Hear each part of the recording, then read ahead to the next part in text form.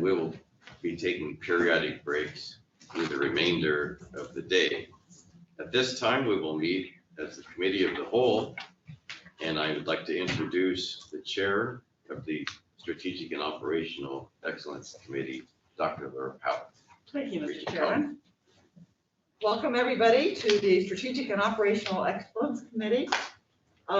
We have today one future action item, two action items, and an information item to update us on the legislation that's just been concluded by the legislature. So let's get started on the future action item, which is WSU Health Sciences Spokane SP3 Northwest 501c3 under the WSU Foundation.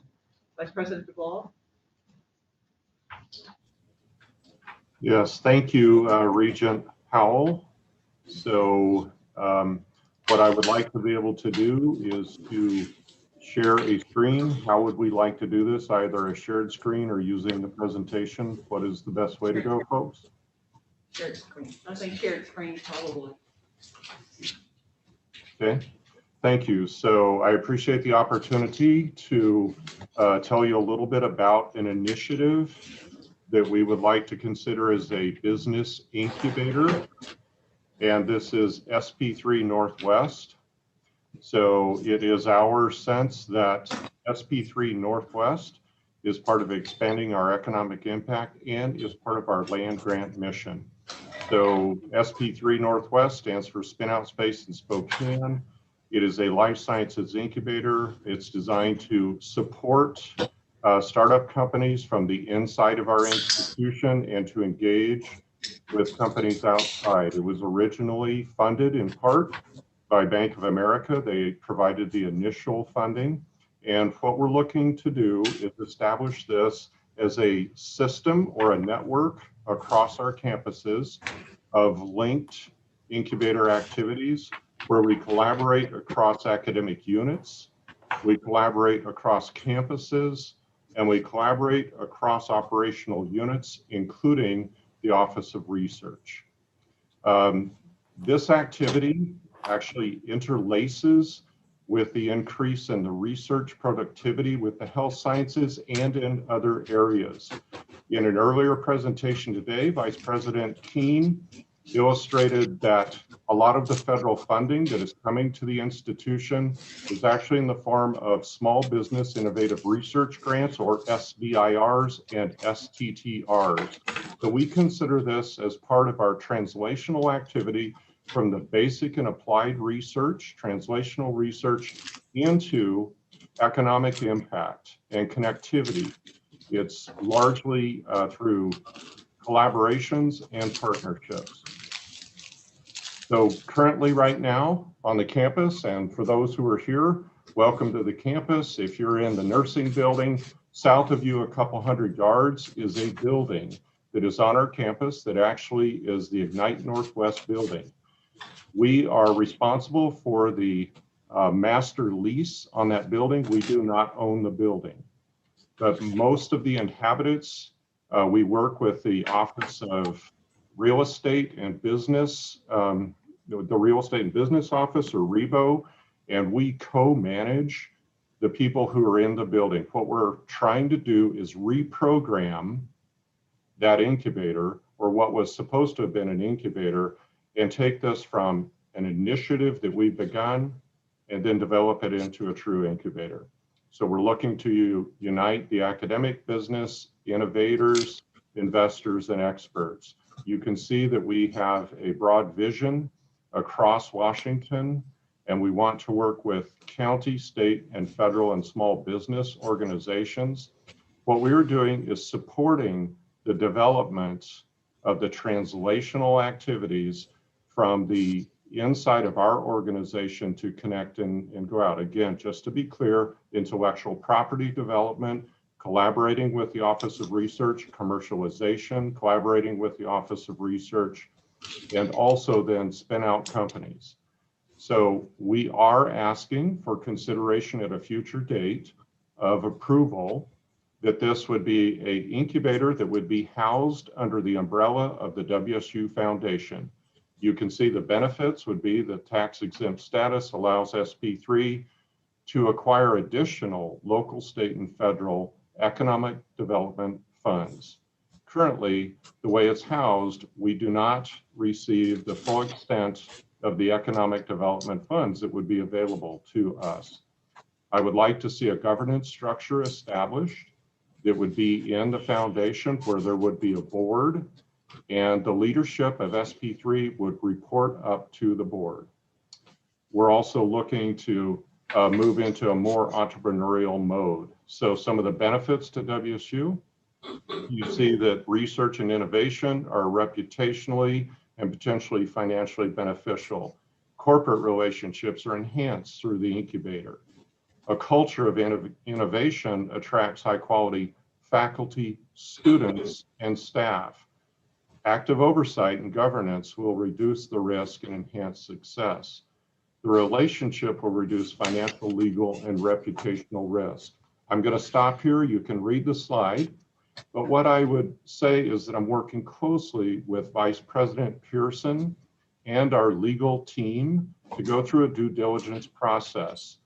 And in the future, when we come back to you requesting that you would take action, it will be incumbent upon us completing an extensive due diligence process. Stacy has laid this out very carefully and thoughtfully, and we will work with the teams in the AG's office and compliance before we would move forward. Some of the benefits to the foundation include that SP3 would become part of an entrepreneurial portfolio for the foundation. I have presented to the foundation leadership. They are positive, but they would like for us to continue to do our due diligence, and they are supportive of getting Regents not only understanding, but approval. What are the risks? There are risks with this activity. They're reputational, legal, and financial. These will need to be mitigated from the start. How are the risks mitigated? Active oversight by a governing body and by leadership, the development of articles of incorporation, bylaws established, and a clear business plan developed and implemented. We have draft documentation for all of these, but we will also look to other guiding documents. Why now? The founding investment has helped us to move forward. We've made a public announcement. We have increased visibility, and I will finish in a moment to highlight a recent economic development award that has been received. So we have drafts of the articles of incorporation. We have not assembled the board. We would need to do that. We have strong recommendations of business savvy external stakeholders who would serve on the board as part of the governance. This is how I envision the future of SP3. We started this in the health sciences. We manage personnel, startup funding, and then we're trying to encourage innovation. We'd like to see incorporation, board activation, bylaws implemented, and again, a clear business plan. When we would do this, then SP3, we're hoping would grow. It would report up ultimately as a 501c3 under the WSU Foundation. What we are seeking is to expand the footprint, but at the same time, increase the oversight for SP3's operation. In the model that we envision, WSU Health Sciences would have a co-reporting, but we would not have the primary report for SP3. We have a network of largely faculty who have stepped up and said this is something that they would like to be involved in. I'm not going to mention any of these individually, but if you recognize there are some phenomenally successful entrepreneurs in this list. We've already established connections, but not yet partnerships with many of the portfolio companies of SP3. We have affiliates who are interested across our system, both internal stakeholders and external stakeholders. And these individuals or organizations have indicated their interest in participating in SP3 Northwest. We would envision that we would move forward with clear contractual engagement with these organizations if in fact we move beyond a state of just collaborating with them. I wanted to finish with this slide and highlight one of the drivers of SP3. This is Dr. Glenn Prestwich. Prestwich is a very credible organic synthetic chemist. He has been at multiple institutions. He's been involved in biotechnology centers where he ran one at Stony Brook. He came to the University of Utah and he established a center for entrepreneurism. He was also serving there with the president to expand the entrepreneurial faculty footprint. He was onboarded here a few years ago by former Chancellor Brown, and he is in fact the president's distinguished professor. He is here to help enable activities like SP3 Northwest. Just a few weeks ago, we were informed that the SP3 team had received a $750,000 grant. It's a short term, it's 18 months. So this is already implemented, but it was delivered by the U.S. Department of Commerce, the Economic Development Administration, and this will help us to achieve many of the things related to the SP3 Incubator plan. So I was asked to go ahead and give the presentation in more depth to the regents so you had an awareness and you could ask questions, and then potentially in the future, you could act on this as an action item. So I'd be pleased to take any questions that you have at this point. Thank you. Any questions? I had one quick one, and I had the benefit of getting a preview of this. Thank you again, Daryl. That was really helpful. You mentioned in one of the slides that this would be, in your ideal state, part of the entrepreneurial portfolio for Washington State University Foundation. What precisely do you mean by that? Yeah, so I don't want to speak out of turn, Regent Redmond, about this, but what I would say is currently the foundation doesn't have an entity that is like SP3. And what has been communicated to me is that they do have an interest where the foundation has dealt with real estate holdings. They are the umbrella organization for, and I'll just say this, for Bobby and for Into, those are not incubator activities. So this would be in their portfolio, but this would be the first in terms of a business incubator under the WSU Foundation umbrella. So I'm just trying to get very concrete. So they would own equity in the incubator or in the companies that are in the incubator? Would they be making investments in those companies? Just exactly what are you thinking? Yeah, so it's a spectacular question without concrete answer back to you. We will work out those details. We would have to go through a process with the legal team, with the foundation, and with the team, the WSU team, to understand where we would seek equity and where we would not. That will be part of the business plan, Regent Redmond. But right now, we're not focused on the equity piece as much as we are defining the contractual arrangement between the foundation. The answer is yes, but we need to get it worked out. There you go. So more information to come. Absolutely, yes. Okay. Daryl, I have a question as it pertains to Ignite Northwest.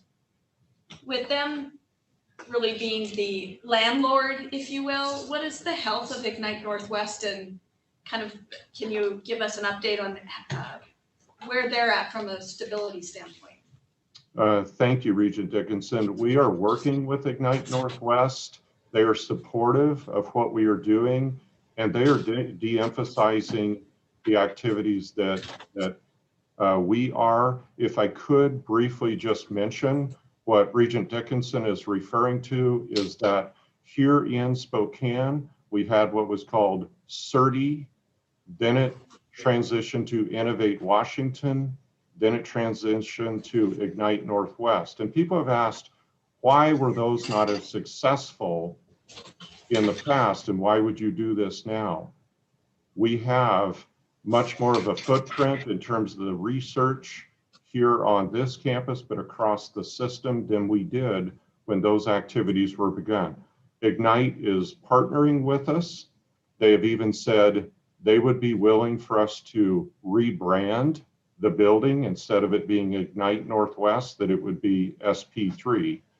And we are pleased with their engagement, but this is not an area that they are focusing on as much.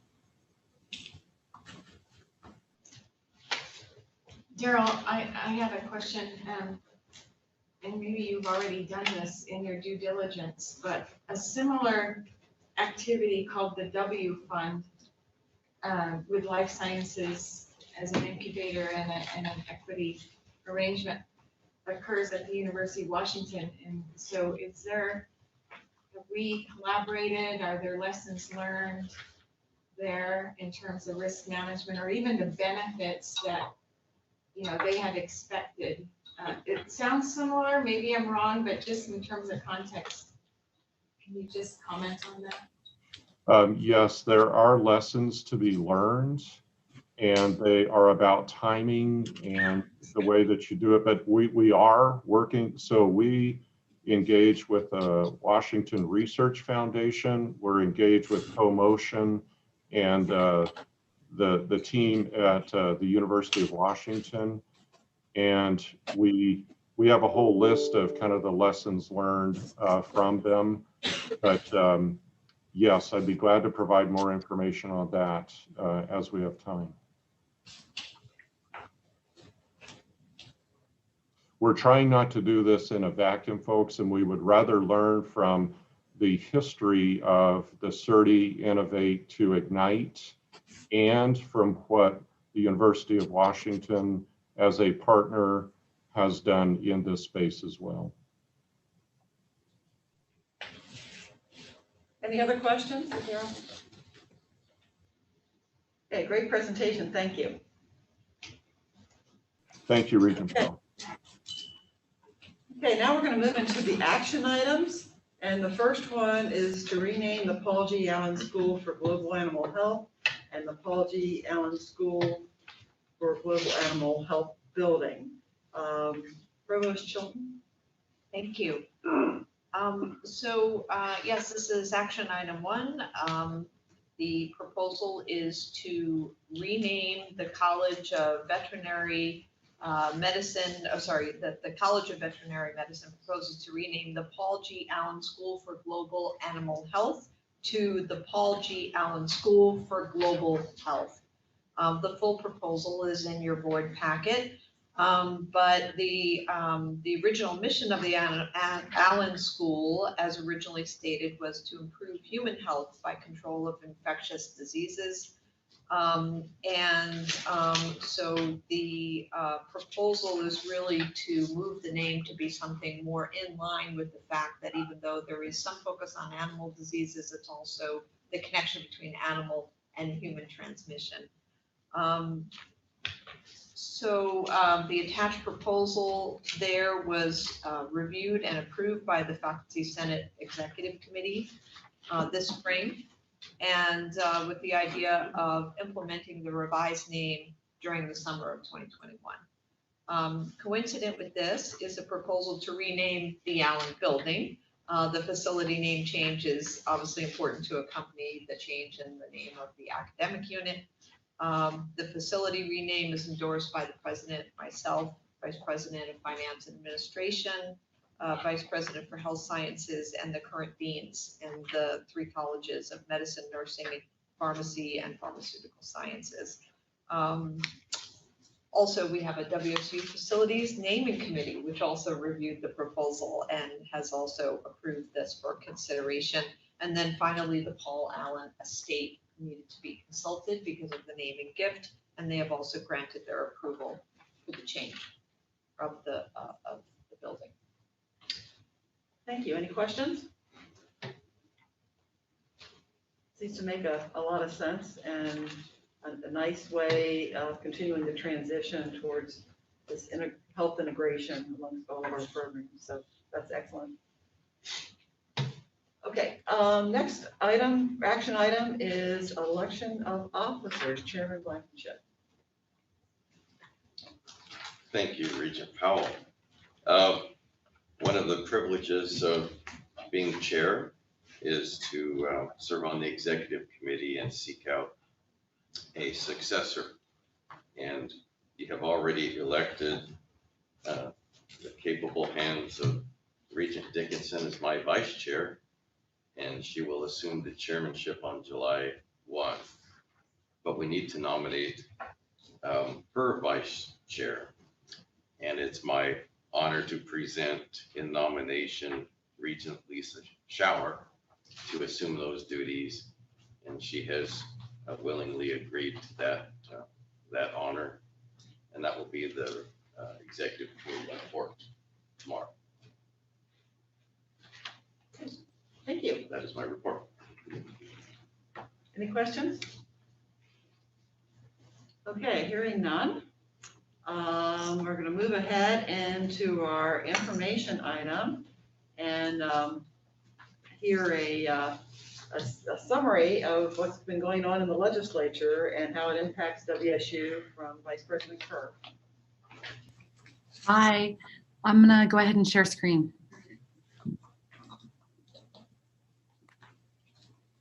Can you see that? Yes. Yes. Perfect. Okay, so good morning, everyone. It's nice to see you. I'm gonna go ahead and present first on state, and then I was going to do just a little bit on the earmark process because earmarks will return. Just an overview of where we will be. So I know that we have some new regions over the past couple of years, and I haven't done an overview presentation, but I wanted to start with this slide just to give an overview of how this office works. We do a stakeholder-based advocacy and engagement program at WSU.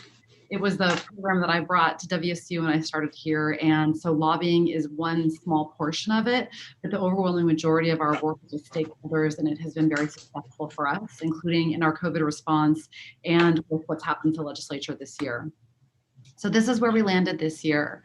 The state budget was a total of $59.2 billion, and the WSU budget has grown to biennially, it's $565 million.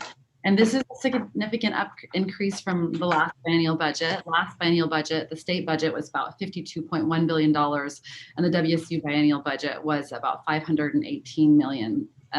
So a significant increase. And I think that we all met a year ago in the May Regents meeting, and we're talking about cuts, and the governor had asked WSU and all state agencies to prepare a 15% cut, and we had mobilized internally for that. I think it's really remarkable and a testament to the resiliency of our state economy that there were no major cuts in the state budget. There are no furloughs that were taken, and significant increase in the state budget.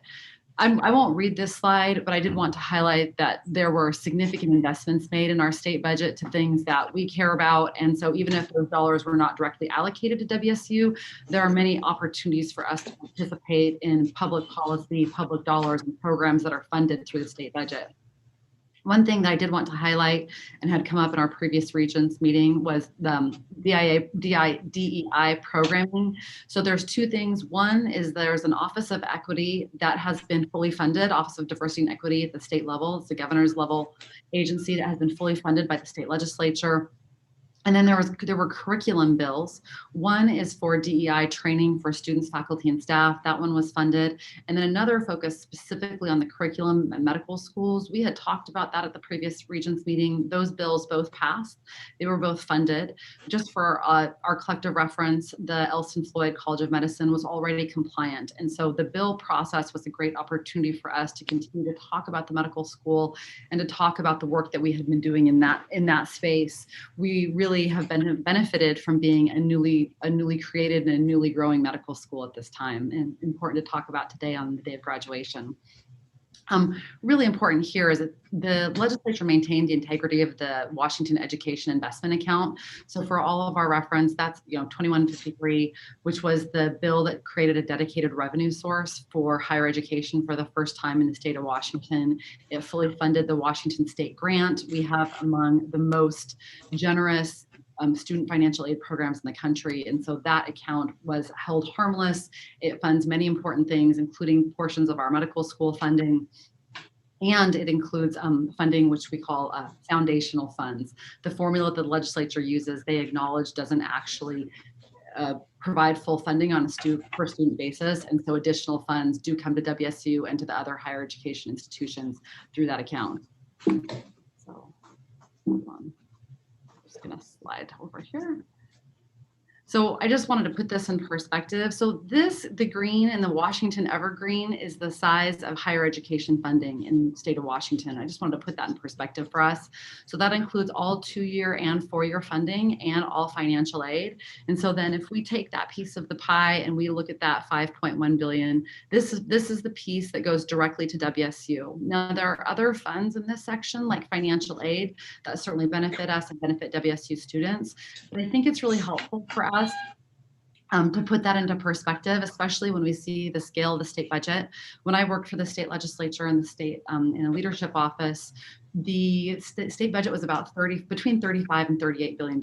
And so it's had significant growth in the state of Washington, especially if you compare us to other states. I highlight this because I want us to remain bullish on going after public dollars and after the public investment in 2- and 4-year higher education. So here are the highlights. So we have completion funding for the medical school. So this was our last tranche of funding for the medical school. So it's a very big deal and we should all take a moment to celebrate that. Yes. So we are fully funded at 80 students per year. We announced the medical school in February of 2014 and here we are, 6 years later, 7 years later, and we are fully funded. So it's very exciting. I also want to highlight the soil health initiative because last year when we presented at this time, we had actually been fully funded in the legislature in the bill that passed. And then just after we had the Regents meeting, the governor vetoed it because we weren't sure what was going to happen with COVID. And then we got it funded again. So it's a really big success, really critical that the legislature continues to fund research, particularly research for one of our core land grant strengths. I personally am very excited too, because this is the second biennium in a row that we have been able to move forward with agricultural and with health sciences priorities in our state legislature to our state legislature. It gives them consistency and it helps to educate them on the value of a land grant. Next year, just as a preview, we will be adding technology because that is the other pillar of the land grant. So it's been successful for us to move in that direction. I want to highlight too that we did get the M&O funding for the academic building in the Tri-Cities. And then when we move on to the capital budget, I want to really acknowledge Vice President Pearson and Olivia Yang. We had a successful process at WSU around capital planning where we submitted requests that were scaled to what we believe we would be successful for in terms of the size of the capital budget from the state legislature.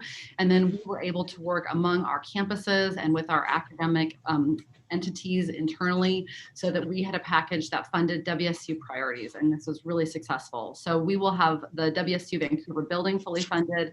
We did get the $15 million for the renovation in Spokane, and critically important is the demolition of Johnson Hall. I didn't put the amount in here and I should have done that, but we received about $105 million from the federal government to create a federal building on our WSU Pullman campus. That's a really, really big deal as part of our growth, as part of our drive to 25.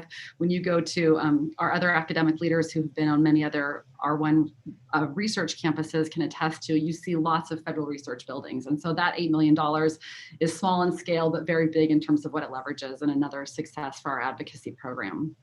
So are there any questions on the state piece before I transition? I wanted to give a quick overview on earmarks because I know that we've had lots and lots of questions on them. If I could. Please. Colleen, I just want to commend you and your staff, you and Chris Mulick. We also have a faculty representative. We had lots of deans, lots of people interact, but it's easy to just blow through this and go, yeah, we got all this money, but a lot of work went into it. I just want to thank you for your leadership in this space. It's great. We're investing in facilities that our faculty, staff, and students need across the system. And having lived in other states where the state did not invest in facilities, you had to do it all through private fundraising. To me, this is just such a great opportunity for us to provide the facilities that we need for excellence. And anyway, so well done. Congratulations. Thank you so much. And thanks, everybody. It's a team effort. And I want to thank Kirk, you, President Schultz, and everybody, because we were able to reinstate our public affairs program, which we did, even though we were considering doing 10% cuts, and it really mattered.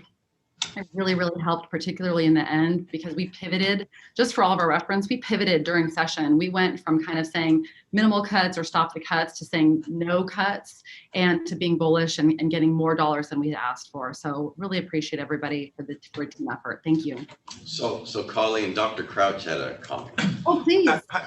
Hi, Colleen. Yeah. Do you have any sense on any future MCI from the state? I mean, I know that we went for a long time without it, and then we got some, and I mean, because the minor capital improvement stuff really helps with our remodeling of existing space. Yeah, so I don't have any particular inside information. I will say that I was really heartened that the legislature changed from a 6-year plan to a 4-year plan for capital. And the reason why I raised that is it signals to me that the legislature is willing to make some policy changes in terms of how we approach capital funding in the state of Washington. I have, Vice President Pearson knows this, Olivia knows this, we've talked about it at length. I have wanted us to consider as a sector an approach and with the governor's office and with the legislature in terms of how we can strategically allocate capital fundings, and MCI is one of those. This was just simply not the year to do it with COVID. I can't remember actually which budget was. I think the Senate budget was the one that we liked and the House budget was the one that we didn't. And I just raised that to say we were still trying to negotiate between the budgets between the two institutions and weren't able to get as nuanced on issues like that. I am hopeful that that's something we could be able to pursue in a more robust fashion in the next biennial budget. I will say, and I wasn't going to talk about this, but as we've been talking with the Biden administration and with our delegation about an infrastructure package, we've been looking really comprehensively about what that could look like from a higher education perspective, and things like MCI would be something that we would ask funding for. Thank you. Absolutely.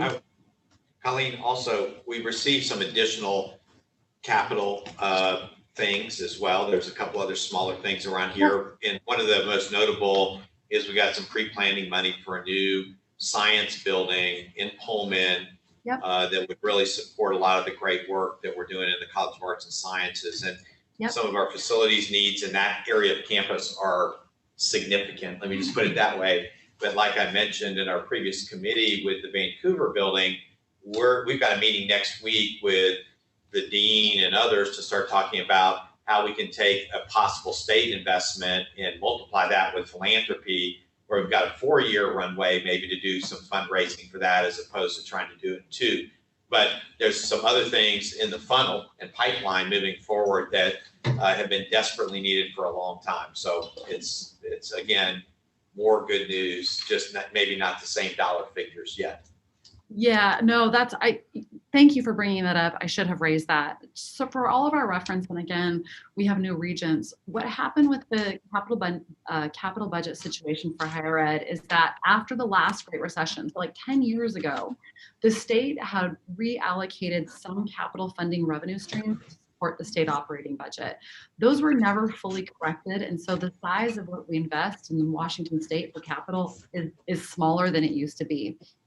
So one of the things that I want to say again, Vice President Pearson and Olivia Young working together with them in terms of scaling the ask that we made, because we were still making asks that were based on our previous allocation. And so we worked together over the space with Chris Mulick over the space of the past couple of years so that we were scaling what we would ask for and looking at that really strategically. So to Kirk's point, looking at what are we going to ask for planning? What are we going to ask for renovation? What are we going to ask for demolition, so that we are being as strategic as possible with respect to the dollars dollars that we get, they can go to capital funding. The practical reality is because it costs so much to build a building, for any biennial cycle, we are likely only going to get one building fully funded. Now, we have done creative things like gone into 2 bienniums for a building, the Allen School Phase 2, the diagnostic lab, which opens next week. That's an example of that. And we are always going to pursue things like that. But realistically, it's one full building per biennium. And then we want to look at what we want to do with those other dollars. So we're getting kind of highest bang for buck with those dollars, if that makes sense. Colleen, I have one question associated with the last bullet, demolishing Johnson Hall to construct a federal USDA.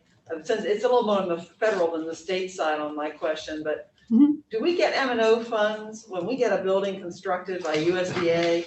Do we have M&O, or do we sort of get stuck without it? Well, we don't, which is why we want to demolish Johnson Hall, because we want to use the M&O that we've been using for Johnson Hall. And Johnson Hall is a very old building, and the M&O on it is very expensive. And the new building that we are going to be constructing is going to be state of the art. And so we are very hopeful and optimistic that that M&O will fully fund it. Oh, okay. So the M&O transfers, even though it's okay. That's good news. Yeah, we are very excited about that. So there are many, many reasons to be excited about this building on the Pullman. Great, thank you. Absolutely. Laura, I would still argue at the end of the day, even if we didn't get the M&O, you got to find a way internally to manage that with a new $105 million facility from the feds. And of course, Stacy will continually remind all of us, at some point, somebody's got to pay the bills and all that. We got to find the money. But I think that was some early discussion and dialogue around, that being problematic, but we still think it's worth us figuring out how to do that. Even if the old M&O isn't sufficient to cover all of it, it's still a facility that we wouldn't have gotten for years and years from the state. So. Regent Shower, did you have a question? Yeah. Thanks, Colleen. Yeah, this is an interesting environment to try and raise your hand. So I would just say that I'm so appreciative of your leadership, and having participated in a little bit of the conversations around funding the construction of the life science building at WSU Vancouver, that I would just offer to my fellow regents that this is a tremendous list during a pandemic of legislative support, and that if anyone knows any of your local legislators, a big hearty thank you, and go Cougs, I think is necessary right now, because we want to continue to have their support as we move forward with additional asks. So great work, Colleen, on leading such an awesome list that has gone through this session, and then just also kind of a call to action that I think if we do have anyone that we know in the legislature, this is the time to thank them for their continued support. Well said, totally agree. Thank your legislators. They had a hard session. We are trying to do this virtually and have been. They did a virtual legislative session, and that was a totally different environment, and things that we take for granted in terms of the ability to talk to someone quickly in a hallway or to run into people in passing. All of that was gone. So really, they did a great job on behalf of the state of Washington. So please thank your members. Regent Sims.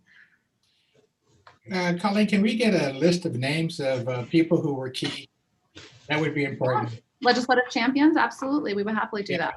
Personal notes to them go a lot further along than a phone call or acknowledgement. And so if we had the list, maybe those of us who know some of them personally can just write a personal note of thanks. It should tell us what we're going to thank them for as well. But that would be really important. Everybody keeps those personal notes. I know that by habit.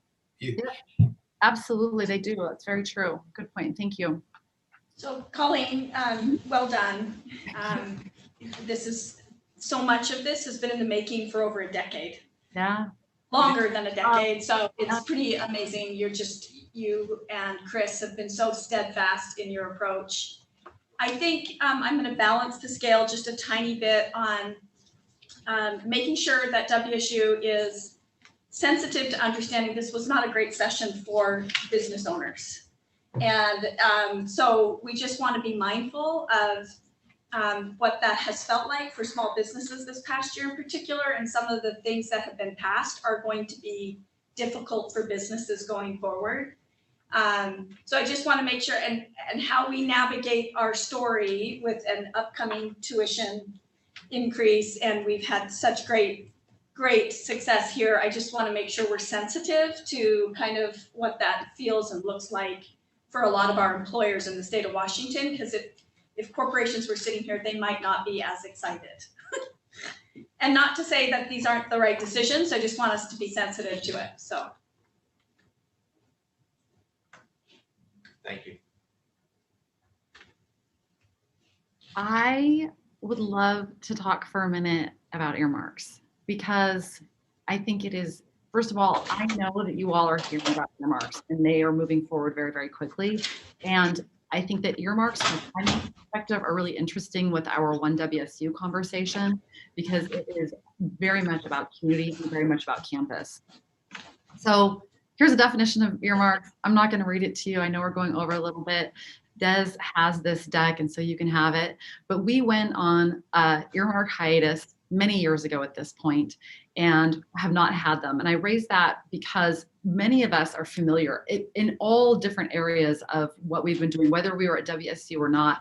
Many of us are familiar with earmarks. They have funded wonderful things all around the state, and a testament to the strength of the Washington State delegation in doing that. They have funded many, many years of great science at Washington State University. So this year, the Congress, with the support of the President's office, they have brought back earmarks. It's a different list. And so again, I'm not going to read through this. Here's what I want to highlight. Members can only submit 10 requests across all subcommittees, and they're going to be very public about it. And so one of the first questions that we got is 10 for WSU. Nope, 10 total. So WSU, we need to fit into that list. The other thing that is very interesting is it's a very strict list of accounts. And then you combine that with this, which is only projects with demonstrated community support will be considered. And so if you think about what's happening in all of our communities, right, wherever our campus is, whether it's the Vancouver campus, the Everett campus, or the Pullman campus, we want to keep in mind what that looks like, right? What are the world of projects that either your member of Congress or your member of the House or your senator could submit for? And that list all of a sudden gets really big, and it affords us the opportunity to think through how we are going to position ourselves in that network. And President Schultz and I have talked about this a lot, and he's very familiar with earmarks from his previous institutions and comes from institutions who have a strong history in this. Here's the reality of what it looks like to start up an earmark program. And then to look at it with the long term, which is that first year, it's hard because we're jumping on a moving train. And so we may see projects get funded that touch WSU that don't necessarily reflect our priorities. And we may see things get funded that don't have WSU in them at all, and we wonder what happened. And what I would encourage all of us to think about is it's just information. It gives us good information about where stakeholders are at. It gives us good information about what people understand about WSU's priorities, and it gives us good information about where member offices are at, and tells us the work that we need to do with the stakeholder model. And I will go back to the stakeholder model again, because we already work like this, and so we're already positioned, but I think it's a very exciting opportunity in the long term for us to think about how we're going to partner with our communities to pursue some funds with our federal delegation, who we have an extraordinary federal delegation, both sides of the aisle, every corner. We are very lucky.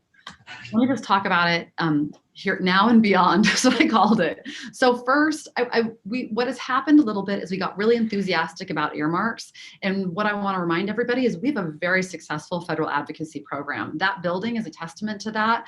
There are many, many other things. When Dr. DeWald was talking about the growth on the Spokane campus, we have a white paper program that has supported that.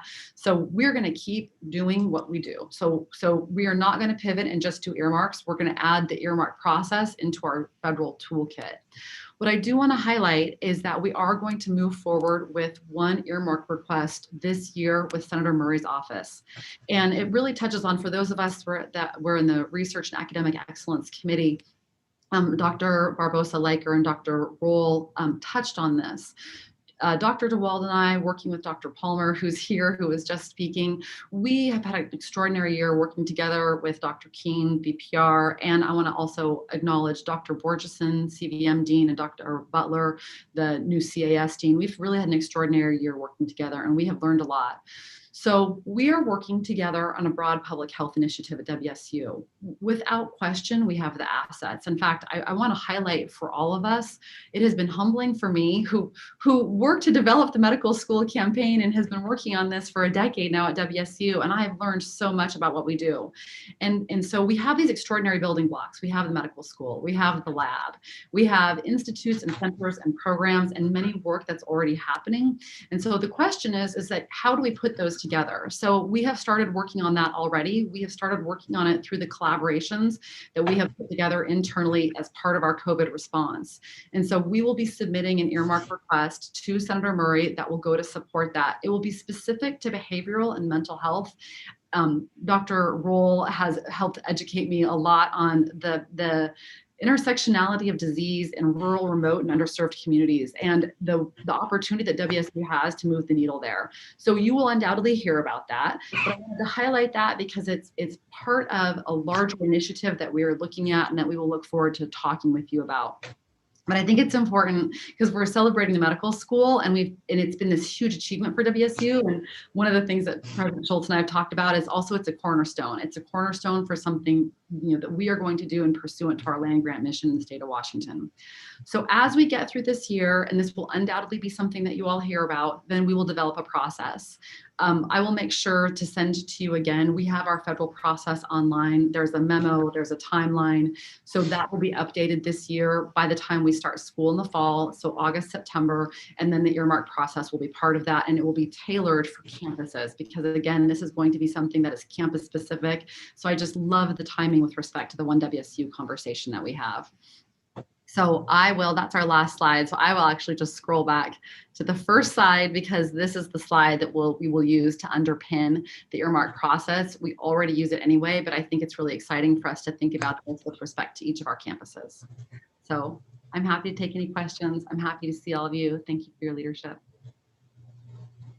Thank you for a great report, Colleen. And again, I think we applaud you and Chris for all the amazing work that you did in the legislature.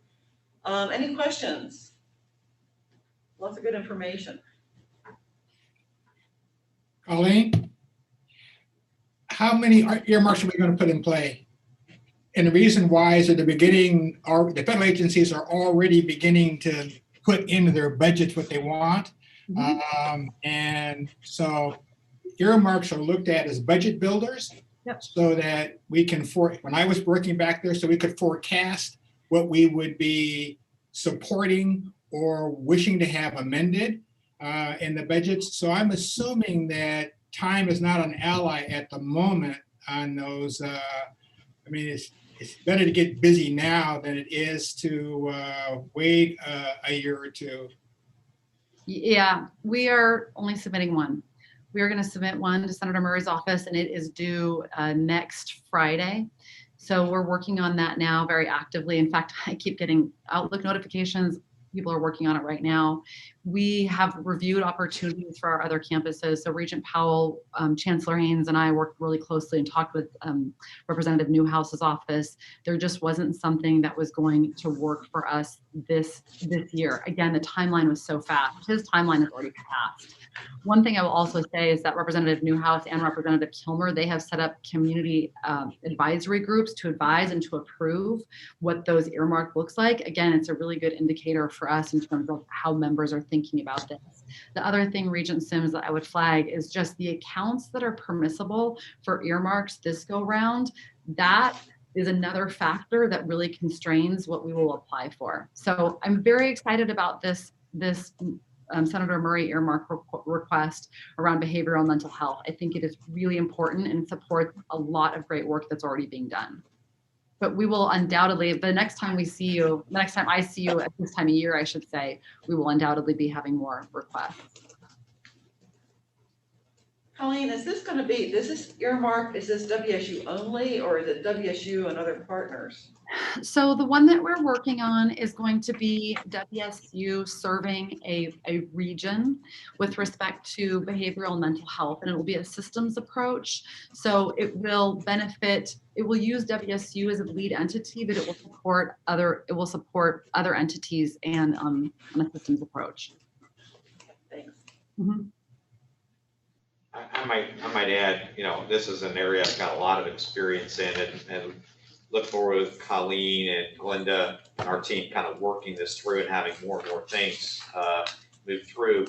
But one of the things too is you just build political alliances around this, and we're a blue state, and you get sometimes folks from a red state on something that you can work on together, either geographically, politically, for example, I could see us doing some things eventually in aerospace with South Carolina because of Washington, and that's just an example. But you go with states with very different political viewpoints that have good committee assignments and helps get stuff across the finish line.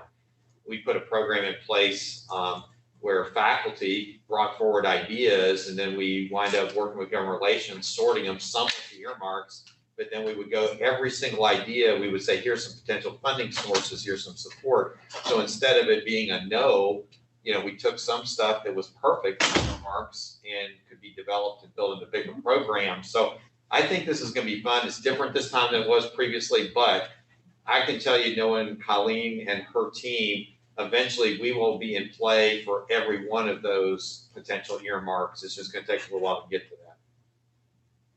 Fair enough, Colleen? Yeah, I mean, here's what I'll say. I'm a big fan of a long game. I really am. I mean, if we can keep in mind we want to have a long game around this, that is how we will have an extraordinary program. And it's really interesting to look around the country and see how universities have strategically used earmark programs over the years. One that Dr. DeWald and I have talked about is the medical campus outside of Denver. So really thinking through strategically from a long-term perspective how we can do that. Also, to President Schultz's point, Dr. Keen and I have already started meeting with the new Vice President for Research at the University of Idaho. I'm very excited about President Green and the leadership that he's had there, the opportunities for us having 2 land grants 8 miles away. And that is a red state. It's a red state that's our neighbor. It's really interesting to think through. And we have other border campuses. So I think there's a lot of opportunity there for us. Good. Other questions? Okay, well, hearing none, that's our last report. And again, our thanks, Colleen, and appreciation to all the others who presented today. And I think it's a good agenda and lots of interesting opportunities for the future, to be sure. So that, Mr. Chairman, concludes our session. Thank you. Well done, Colleen. Thank you. Thank you, Regent Powell. Well, for the newer regents, you all know that the university has a student book corporation, or the bookie. And the bylaws of the student book corporation, they have a board of trustees, and the members of the trustees are also, the members of the trustees consist of the members of the Board of Regents of the university. So at this time, I will adjourn the Board of Regents meeting, and we will convene as the trustees of the Student Book Corporation. So those are the opening comments. At the conclusion of the business of the Student Book Corporation, we will adjourn as the trustees and reconvene as the Board of Regents in our committee. So at this point, who's going to present for the Student Book Corporation? We have I will. Victoria. So good afternoon. For those I've not met, I'm Vicki Murray. I serve as one of the administrative directors on the Student Book Corporation Board of Directors, and joining me today is Sean Green. He is the other administrative director on the board, and we are glad to be here representing the Student Book Corporation. So the first item on the agenda is an information item pertaining to the corporation's financial statement for the fiscal year ending June of 2020. And doesn't that seem like a long time ago? I believe you all have had an opportunity to review the financial statement and the independent audit report that was prepared by Clifton Larson Allen and was included in your meeting materials for today. So at a high level, I would like to share that our overall financial position remained fairly steady last year, though I will point out, as shown on the statement of operations, I believe on page 4, the corporation did operate at a loss at just under $250,000.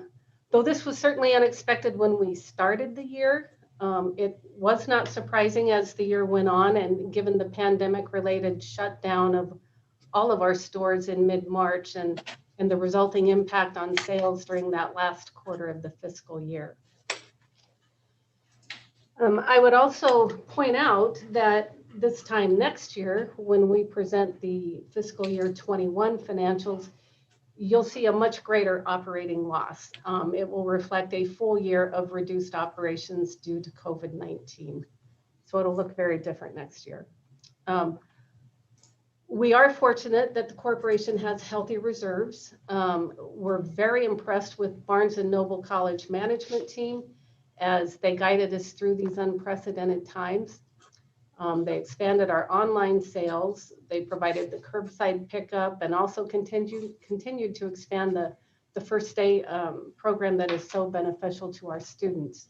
And we really value the expertise they bring as a leader in the industry. So looking forward, the board is confident that we can weather this. We are certainly looking forward to a more robust fall semester ahead, including some of those events that are so vital in driving sales at the stores.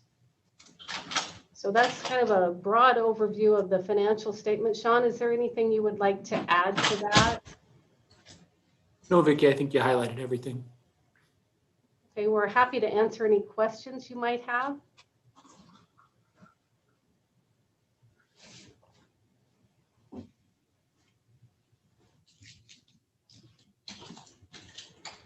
Okay, if there's no other questions, are we ready to move on to the next action item? I believe so. Okay, thank you. So the next item is an action item, and it is the confirmation of our new incoming board members.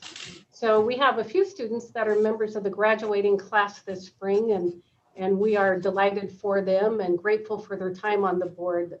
They're leaving some really big shoes to fill. But I'm happy to report that 3 of our current board members are returning, and one of our current alternates, Carter Goldby, is ready to assume a seat on the board. We also are expecting that at least one of our undergraduates will graduate this December, and we will be well positioned with this current roster that we're presenting to move one of our alternates into a seat mid-year if we need to do that. And so you'll note from the short bios that are included in your materials that our incoming student board members are a very diverse group, and they represent a wide variety of majors, from pharmacy to food science to engineering, and of course the typical business major that is always interested in serving on this board. All of these students attended our meeting in April to learn more about the roles and responsibilities that they would have and the various committees of the board that they could serve on. And they are really excited and looking forward to participating in the coming year. Any questions about our incoming board members? I don't see any questions, Vicki. And They really are a dynamite group of people. Yeah. So. Yeah, actually, Brett, Oh, I have a question, because I couldn't. Regent Powell? I couldn't quite tell where all of the board members are from, and I know the pharmacy one is pretty clear, but on some of the other ones, for example, Carson's school, some are here, but there's also some at Tri-Cities. Do we have a diversity of campuses represented? We do. Pharmacy is in Spokane. our pharmacy director, Frank Liu, is in Spokane. And I believe Ian may be on the Tri-Cities campus. Do you recall, Sean, if that's the case? Ian is on the Tri-Cities campus, and that was Yeah. one of the boards in their selection process of making sure that we had multiple campuses represented. Yeah. And then the rest are all in Pullman. Okay. All right, well, I'm glad you're getting some diversity, but it's both the representation of the other campuses, but it's also clear, and we've discussed this as a group in the past, it's clearly a great opportunity, growth opportunity for any of the students to have the opportunity to serve on this. So it'd be nice to sort of see a few more students as the years go by, continue to add students from different campuses. Yes, it really is a wonderful opportunity for them. And we do quite a bit of outreach as we're recruiting for them. And so we're always open to ideas on how we can do better outreach. Were there other questions from the trustees?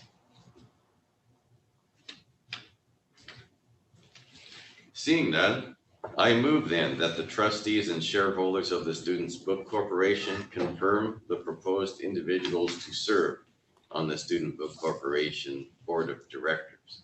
Is there a second? Second. Moved and seconded. Any other discussion? All those in favor, please say aye. Aye. Aye. Aye. And opposed, same sign. The motion passes. All right. Back to you, Vic. Thank you. Okay, the final item is an action item as well, and it is a proposed change to our bylaws reflecting a modification to Article 4, Section 4.2 that speaks to our faculty directors. And this change would allow for tenure track and career track faculty, as defined in the faculty manual, to be considered for a position on the board rather than only tenured faculty as it is currently. This change would simply broaden the pool of eligible candidates for the faculty seats on the board. And we've had a little bit of challenge in filling those, and we believe this will help us be better positioned to fill those seats. Any questions regarding the proposal?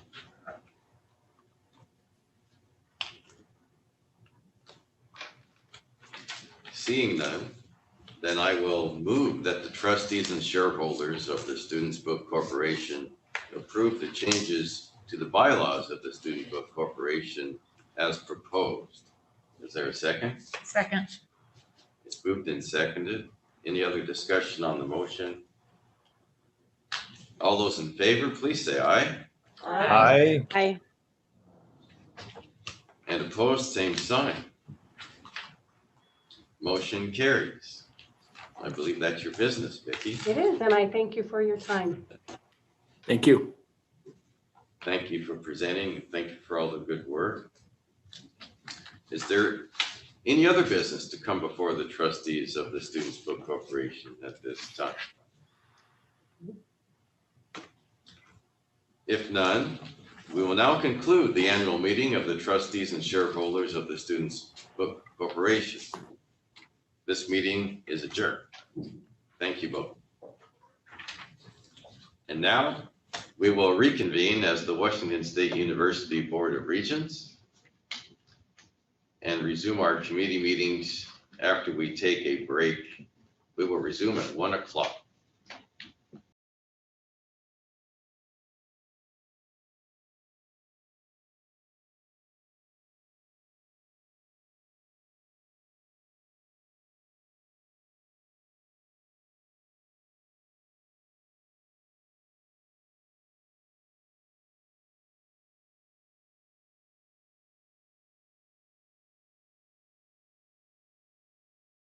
Its committee meetings today. We will meet as Committee of the Whole, the Finance and Compliance Committee, chaired by Regent Marty Dickinson. Regent Dickinson. Thank you, Chair. All right, we have a pretty packed agenda here. that I've also had the good fortune of being able to go through with Stacy and others prior to the meeting. So we'll start with our action items, and we'll start, Stacy, on talking about academic year 2021-2022 tuition rates. Great, thank you. I thought that we would start with a presentation that would actually give you an overview for items 1 through 6. That is talking about our tuitions, our services and activity fees, the Cougs Against Hunger student pantry fee, excuse me, and then the technology fees and allocations of those. So for the tuition, that's what the mandatory fees or the other fees. And then I have one more item that is the Pullman parking system rates and fines. And then we also have action items on the allocations for services and activity fees and for technology fees for the Pullman and Vancouver campus. So starting with tuition rates, I wanted to be sure everybody could see kind of the breakdown of what our net tuition by student career type. So you see that a large part of our student body and tuition comes in from undergraduate students, about 85% generated from undergraduate enrollment, and about 75% of our undergraduate tuition comes from resident students. So that is very important in this discussion as we look at tuition and fees as well as our budget. This slide, which from here you can't see very well, but the story that it tells is student and tuition funding per student FTE. And so that blue line on the top, this is for a period of time from, can't remember when it starts, but it shows you how that has vacillated over time. But if you look at the bottom two, the green is the per FT for student tuition, and then I think it's red line is the state funding. So back in the early 90s, that was 84% state funding, 16% from tuition revenue. And like many state or public institutions, as we move forward, those lines come together. And then when we went through the inflation period where the student tuition actually covered a larger portion of the budget, the majority of the operating budget as compared to state appropriations, I think the good news is that you see at the very end of that where we are right now is that's coming together. So it's not quite, it's 51-49, but it's more of an even split between having our operating budget funding split between state appropriations and tuition. So tuition setting authority is actually set by statute. I believe this statute was passed, I want to say 5 years ago, which set for resident undergraduate rates that it would be could not exceed the average 14-year average of wage increases. And so that was put into statute. And then all other rates, so graduate, non-resident, can be set by the regents. And then summer session is the hourly rate based on the preceding academic part-time rates. So whatever you approve now will be effective for summer of 22. This is the indication of that 14-year average. And so on April 19th, we received official notification from OFM that it was 2.8%. And in this request, we're seeking a 2.5% increase. This gives you a little bit of background about, about what the rates have been in the past. So going back 5 years, so you can see that when that legislation came into effect, that left column, it shows the 10% reduction, which was after the recession and when the legislature bought down tuition. And then since they passed the legislation, it's been a pretty steady 2.2 going forward. And so the request this year is the 2.5%. And then the annual dollar amounts are in the table below that, both for resident undergraduate non-resident undergraduate, and then non-resident and others as you go across the table. So I think in this next slide, this is a good indication if you can see this. If this goes back to the year 2000. So look at that middle column with the gray shade. There's some real gyrations in tuition rates if you look at that. 16%, 14%, 0, -10. Then you get down to that more red shaded, and those are the last few years. And I was interested in this because I think it's a good discussion to have as we look forward to, do we want to set policy around tuition, or do we want to have something that we can plan for? One of the difficulties we have, I did mention that rate maximum was announced on April 19th, and it's just kind of too late to really do meaningful dialogue around tuition. So if we look at this, we see that it is averaging in the 2 to 2.5% a year. And the discussions we've had in the past have been around, is it better to just signal that this would be something that we would consider in the future? Is it something that students can plan on? We've had other discussions. In fact, a couple of the colleges have indicated that they would like to look at a tuition guarantee program.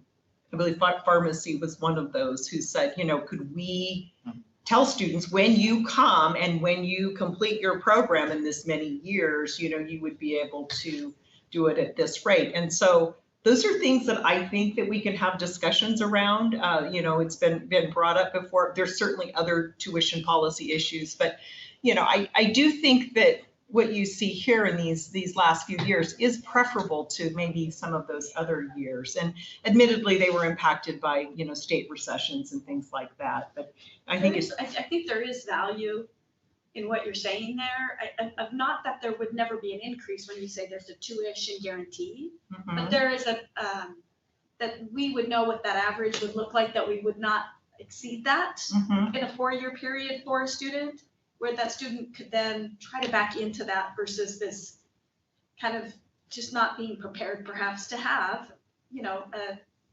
an 8% increase over your 4 years. It's just different if there was more transparency. And I know it is difficult to do, but at the same time, I believe that there's a competitive advantage around recruiting students too, when they know what to expect on that. So yes. I think we'll try and set some time at a future retreat, not this June one, we actually got that pretty full, but sometime over this next year where we can have a longer term discussion around some of these types of things where there's not a proposal in front of the regents. It's much more open and broad at that time. And if you look back at that last slide though, there's about 10 years. Look at that. Yeah. 7% for about 5-6 years in a row, 14, 16. I mean, when Stacy showed this to me, I just think the modest annual increases there are not great, but at the same time, we're way different than we were not too long ago. So if you look at a long period of time, we really tried to be there. And the state, I think, with the way they set the maximum, means that we can have a more meaningful discussion around tuition policy, because it's not like you could go to 5%, 7%, 10%, even if you wanted to. It's really around cost of living. So was that a state change that occurred there? How did you go to a 16% increase? The state didn't have any cap on that? They did not have, no. So it's the red shaded is where the cap comes into effect. Okay. Prior to that, I think it was just an annual decision based on what they were getting from the state. I went through a similar thing in Idaho too. We had really large tuition increases after the large, like a 20% reduction in our state appropriations. Right. Okay. Thank you. Yeah. Stacy, the other thing maybe you're going to mention this too. The state generally assumes that we're going to do this. Yes, I was actually just going to say that. So as we've worked through the budget processes and talked to the state and I don't know if it was before they set this rate, but they put that into their assumptions whenever they're going to do a salary increases, that we will increase tuition by that much to help cover, that portion of the state budget. So that's the reality of it, whether anybody really comes out and says it, but they do, because we go back and say, okay, so if we got a salary increase, do we have enough money to cover it? Well, some of that is in your tuition. So, just that balancing act of making sure that we stay current on our budget and, keeping up with inflation, but mindful of the impact that it has on students. That's the balance that we need to achieve. I just think that those small, steady increases are a better approach than those wild gyrations that we see before. And I think if you were a student in that year where it was 7, 14, 14, and 16, that's a significant increase over that period of time. So the other thing is that, again, it says that that limit is set by the legislature, but the last 2 years we've applied that same percentage to graduate and to non-residents. Those prior to that, those tuitions had not been increased for about 7 years. So this is more just kind of keeping it steady in terms of the amounts and hopefully bringing in additional revenues from those areas. So that really covers the tuition portion of the discussion. And so as you look to that, you can see, what the exact dollar amounts, and these in your agenda, they're on annualized amounts. And then the tuition rates below that, you see that really nobody is asking for an increase with the exception of our MBA program, and that's a self-sustaining program. And they too are seeking a 2.5%, and that's on the second page of that first action item agenda. And then I believe earlier today you might have discussed the Masters of Applied Economics. Am I correct about that? So this is the tuition that's included for that program, and there's no comparatives because it's the first year of the program, and that's the $650. So are there any questions on?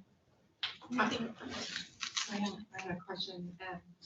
So in the prior list, in the context of just pure dollars and cents, it's interesting fluctuation. How do you describe the value that comes with that?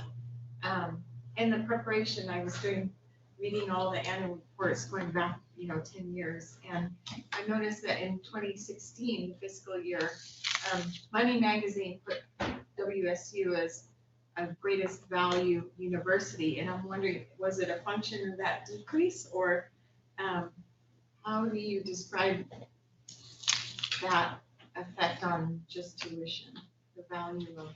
I think a lot of that information comes when they do comparatives, like the U.S. News and World Reports. A lot of times they'll do comparisons of a lot of different information and then determine like these institutions are the best value, either for certain types of programs or generally speaking for the university. And I think we're always mindful of staying competitive with our peers within the state of Washington and also with Pac-12.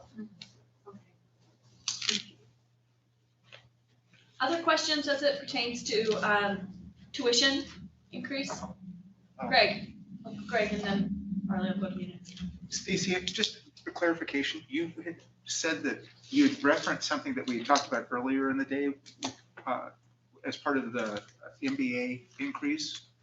Oh, no, I'm sorry. I was referring to the economics program, the Masters of Applied Economics program.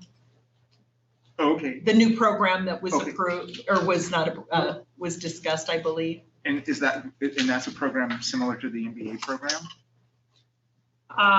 No, I think the Master of Applied Economics is in the Connors. Is that correct? Okay, I thought it was a professional program. I thought that's what you were referencing when you talked about the MBA program. I thought I misread something that was. Yeah, so on that page, there's two. There's the MBA program that is seeking an increase of 2.5%, and then there's the new self-sustaining Masters of Applied Economics. Okay, got it.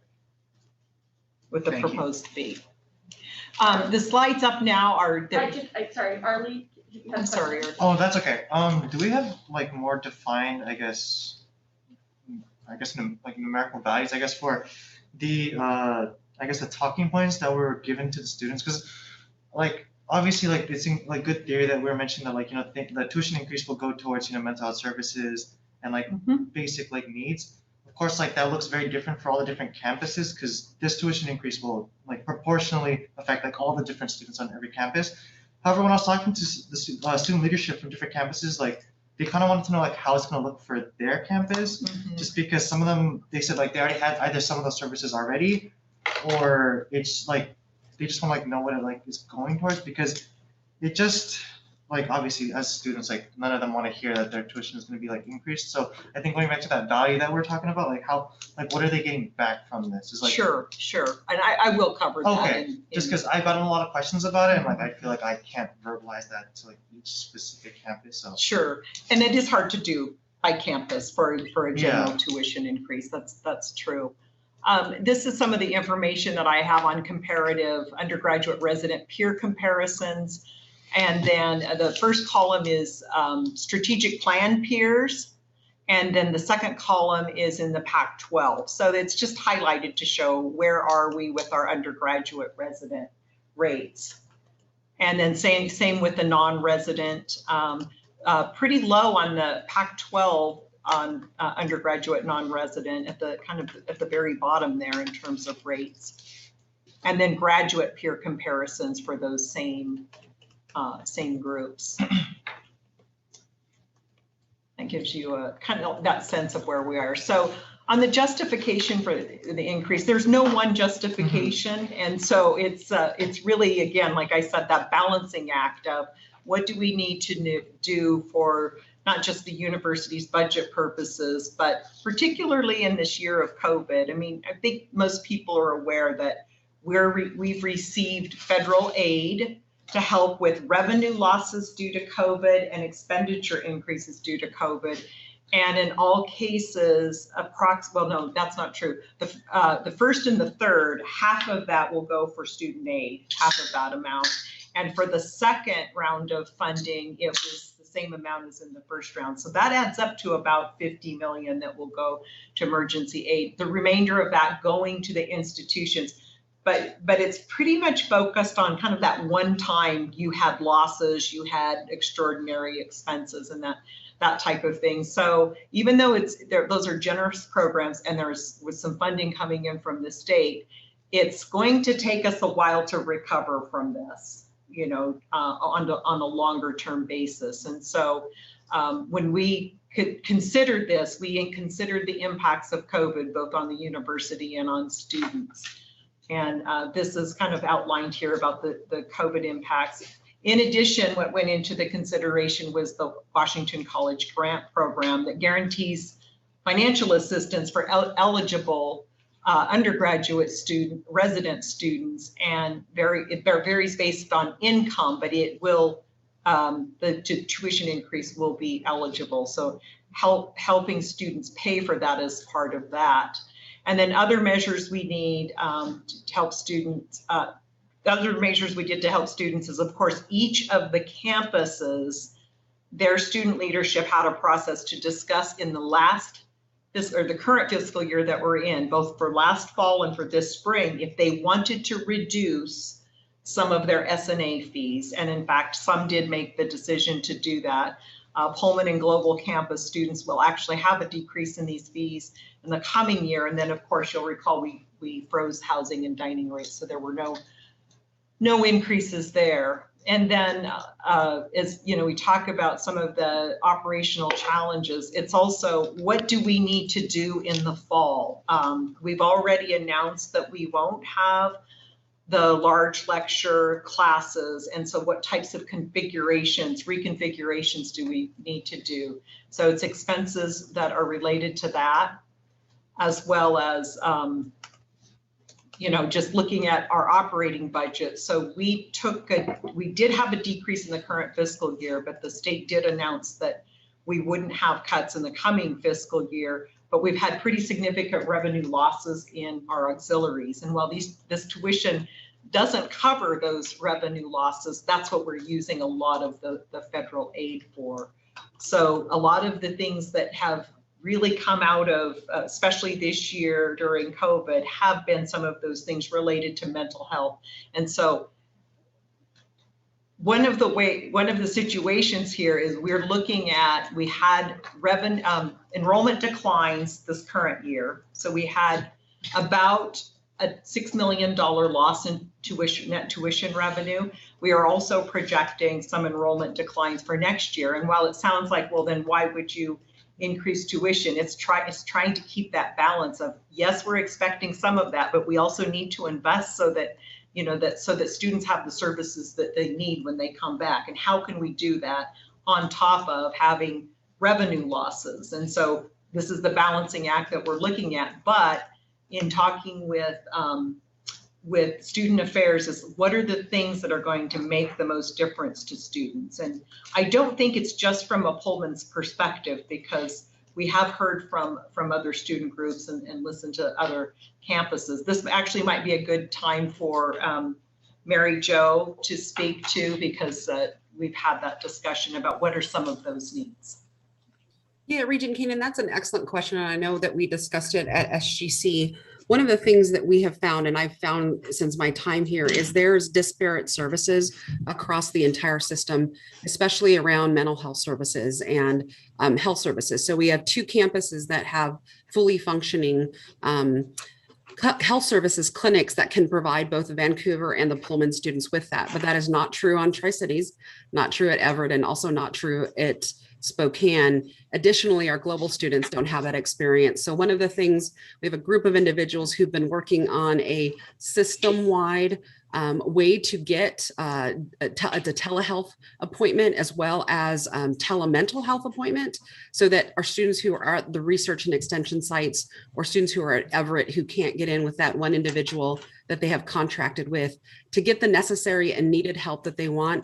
Our students have told us across the system, I want to be able to lay in bed and talk to a counselor, because that's just where I'm at and what I need right now. And so we are pursuing a way to try to create equity within the system for all of our students. And so Regent Keenan, that's partly why some campuses are like, wait, we have these services, but we really need to spread those services across all institutions to make sure that even those who are experiencing our global environment can get the healthcare that they need when they need it. And so that is our goal moving forward with these funds, is to really think about what that one WSU structure looks like for supporting our students, both from a mental health as well as a physical health perspective. Does that answer your question? It helps. It's just like, it's kind of disproportionately, like some campuses felt like they were kind of like, I mean, granted, like, yes, I understand, like, we want to like kind of standardize it. It just felt like if they're not receiving the benefit of like those new services, it kind of just felt like, like selfishly, like, why am I getting like charged more? And it's just, like you said, it's like a tightrope that you kind of have to walk on to like balance that. It's just, from the student perspective, it's just like really, really tough to like, I guess, explain that to them. And Mary Jo, like you saw like last week at SGC, there's a lot of frustration around this. And I'm just trying to, I guess, like, if I can like verbalize that to them, like what, like, we're thinking here as the board, and then also verbalizing to you guys, like how they're feeling, like, everything that they're going through. So thank you for, your words. Like, it helps a little bit, that's just a lot of the frustration that I've been getting from the student leadership. Yeah, it's a tough time we're going through right now. So. Exactly. There's no easy answer, so I understand. No, and Regent Keenan, I think I also want to follow up with one of the great things about working with Stacy is she actually understands equity from the financial side. And so when we're having these conversations around tuition increases, we are looking at what can be covered, what is going to be covered by, for example, the state grant, what is going to be covered by emergency needs for our students, what is going to be covered by longer term strategies to support students. And that means including things like our S&A fees, which tend to be pretty high on most of our campuses. So I really appreciate the insight. I love working with our SGC to hear that feedback. And again, I think as we move forward and have a more intentional tuition policy, and I think that's a tuition, frankly, and waiver policy, both, to really think about what our class should look like and who we should be supporting. Thank you, Mary Jo. Lisa, do you have a question there? I just had a comment because Mary Jo just set up kind of where I'd like to see us head as it relates to tuition and policy making, which I think is really the role of the board. I'd like to see us really intentionally talk about a tuition increase, a tuition strategy. We've heard a couple comments already in both Stacy's presentation and then just some feedback from, I think, the pharmacy group. I think it's pretty essential that we as a board talk about this outside of this. This is the one meeting a year that I really struggle with. I feel good about the fact that we're looking at a 2.5% increase, and it's been pretty consistent for the last 4 years. But as a freshman coming into WSU, I've experienced an 8% increase from what I said yes to that first year. And I just really truly believe that the more that we can reduce those barriers to not only entering WSU but staying at WSU, the more that we're living that land grant mission. So tuition and policy perspective is really a high priority for me, that we do this between now and next May.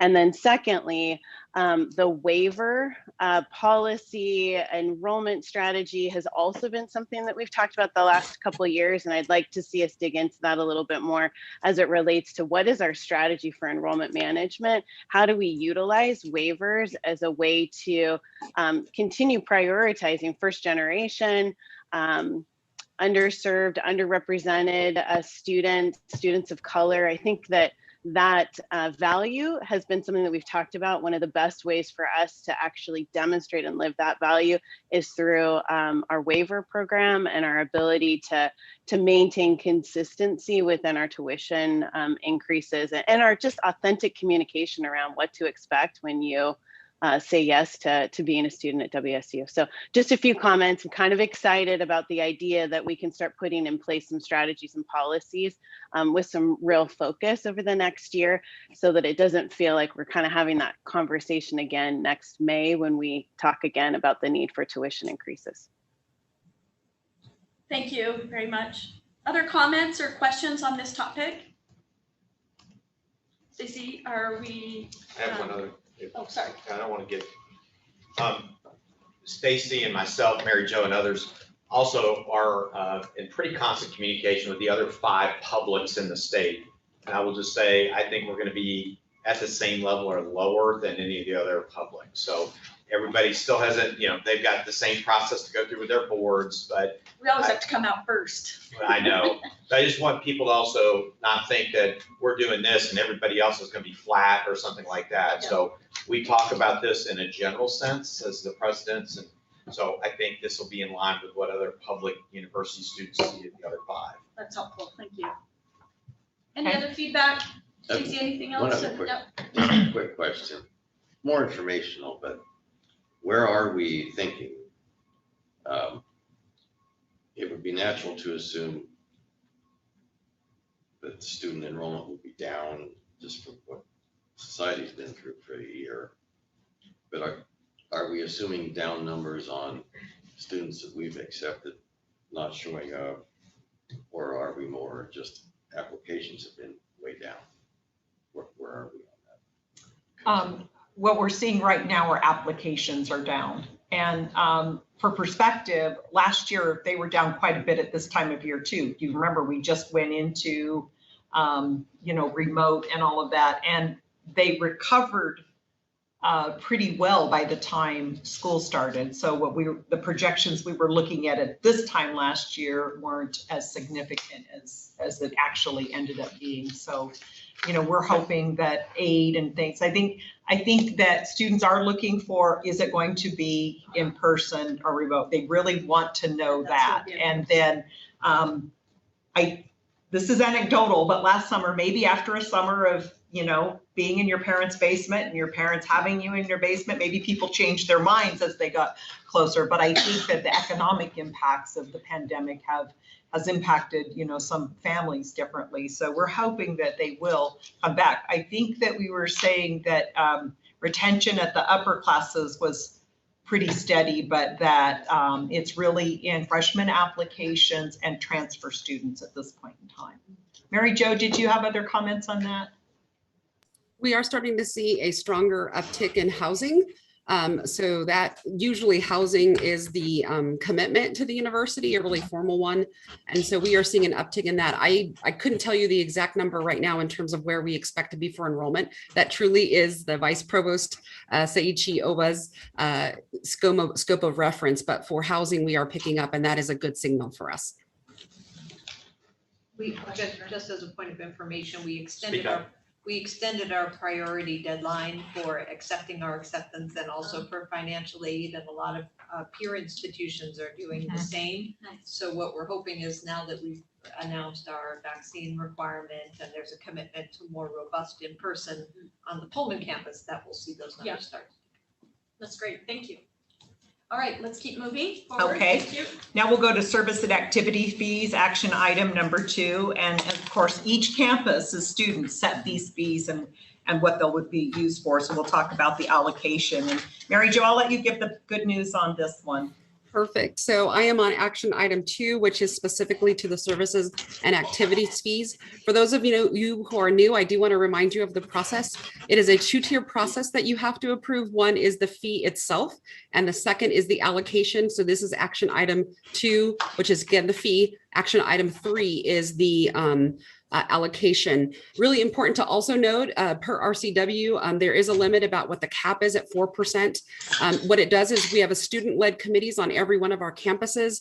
They actually do this process, propose to the chancellor what they would like to do. The chancellors then send notification to the president, and then we come to you as the Board of Regents. That is why this section is so long, because you have all the documents that were submitted to President Schultz for approval. Really important to know that this is a student-driven process and student-led process, and each campus retains 100% of their fees. So it's important to note that they also, in the allocation process, are able to allocate that funding. The great news is that all of our students, except for Global and Campus, are remaining the same. Our Global and Pullman are remaining the same. Global Campus is reducing its by 10%, and the Pullman campus is reducing it by 3.2%. And again, you'll see those forms on each of the sections when it comes to what the fee was. Action item 3, Stacy, do you mind if I jump there really quickly to get us through? Yep. And I have to tell you, Stacy and I sit on this committee together. I've been doing this work around student fees for years. Our student leaders here at WSU, across the WSU system, are some of the best in the country when they talk about spending fees, and they're very consistent in it. So this allocation of fees that you see are chosen by students and dictated by the priorities of each of their campuses. So it's important to note, Pullman doesn't dictate that for Tri-Cities. Tri-Cities doesn't dictate that for Spokane.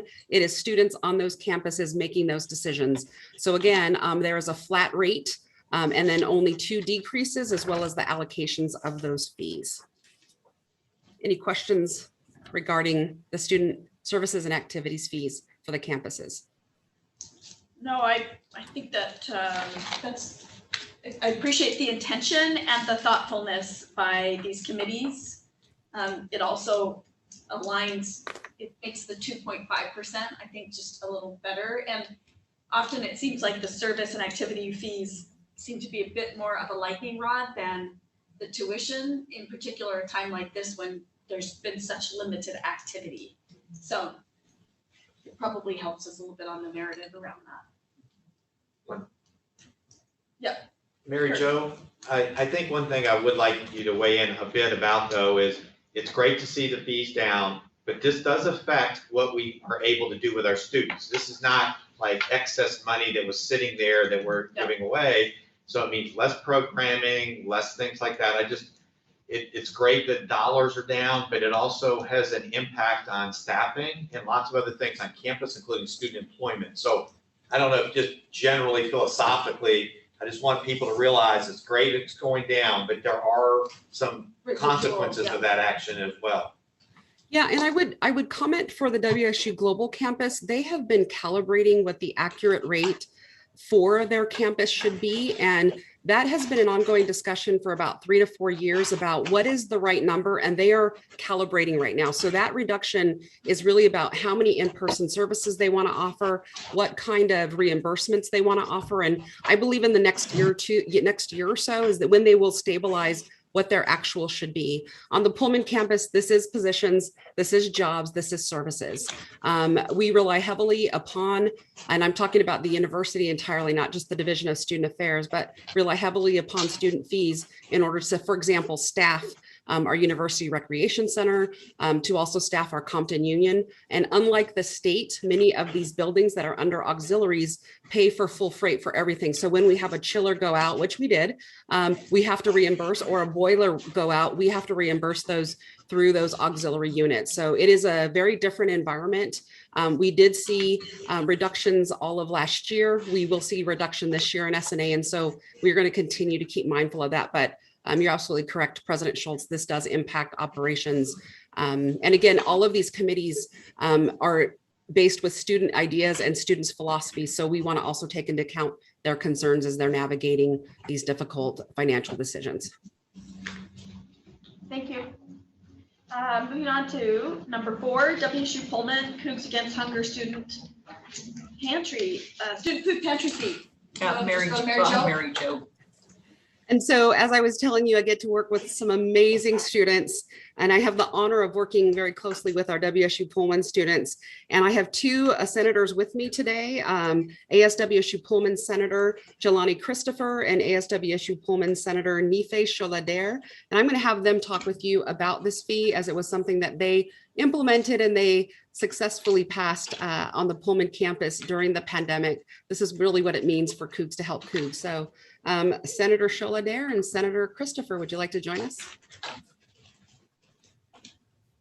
Hi, everyone. My name is Nife, and I am currently a senior studying neuroscience. Well, technically, I'm a graduate now because I turned in my last final this morning, but I'm also an international, thank you. I'm also an international student here from Nigeria and a transfer student. I transferred to WSU in the fall of 2019. And I also became an ASWSU senator for the College of Vet Med in that same semester. And one of the issues I hoped to work on during my term as a senator was the issue of food insecurity. And when we think about food insecurity, it's a much larger issue in the context of the US, but also I wanted to think more about that in the context of Pullman. And so I joined the Basic Needs Assessment Task Force, and from my membership and my participation as a member of this task force, I was able to learn that current efforts surrounding the issue of food insecurity at almost all of the 6 WSU satellite campuses are sort of categorized under People's Passion Projects. And when we think about food, we think about hungry students. I don't think that someone's passion project and such a basic need like that should be used in the same sentence. And I also learned that the WSU Pullman food pantries rely on volunteerism and food and monetary donations from community members. And so with this, the other thing I learned was that awareness was an issue. So one of the first things I thought of doing was to record a video showcasing all of the food pantries we have on campus and creating more awareness surrounding the issue of food insecurity to normalize this issue. And so in the spring of 2020, before COVID hit, I was able to start working on this video project with Cable 8, and I took a tour of the food pantries at WSU Pullman. And that time, the food pantries weren't yet consolidated. So we had a food pantry in the Women's Center and in Leidy. And I took a tour of both food pantries. And I will tell you now that some of the shelves were empty. And I imagine myself as a food insecure student, which I have been before, going into the food pantry and not even being able to steadily rely on that kind of resource.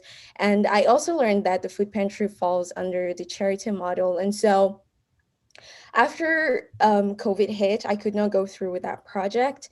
And we all know that there was, a constellation of factors that made college harder for students, for low-income students like myself. And then COVID hit. And so over the summer, I started to think of a more sustainable solution to this problem and came up with the idea of creating a dedicated fee solely for funding the food pantry. And so the goal is that this fee will create revenue for funding an employee whose only goal is to organize efforts surrounding the issue of food insecurity at the WSU or on the WSU Pullman campus. And also that this fee would create revenue to fully fund the food pantries. I don't want to imagine that a hungry student would go into the food pantries and find empty shelves. And just looking at my notes. So basically, in my opinion, I feel like the goal should not be that campuses or WSU Pullman in our community, the goal should not be that we're just, having tiny food pantries that provide just a little bit of help to hungry students. I think that we should come up with a system that is sustainable, that will end the issue of food insecurity.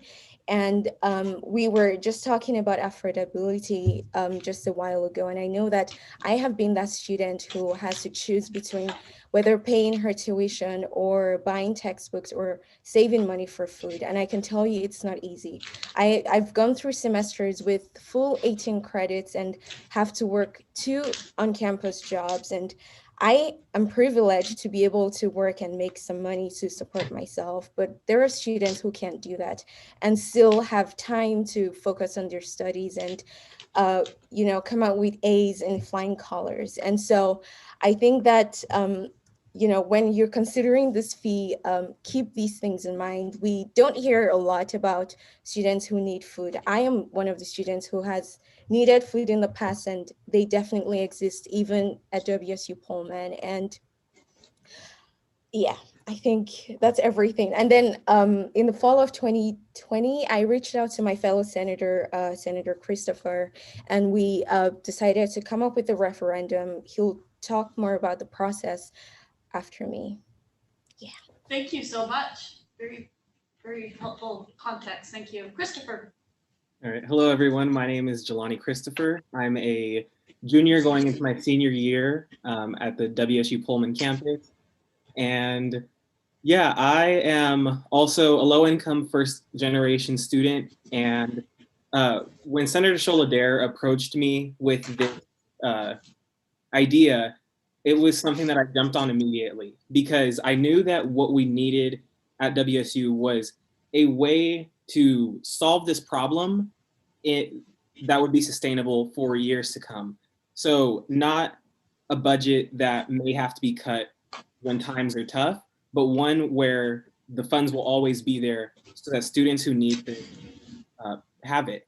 And so what we did was we talked about how we can approach creating this fee, and we were thinking about bringing it up to administration and figuring out how we would go about it. And we discovered that we could go through the referendum process, which would put the question directly to students.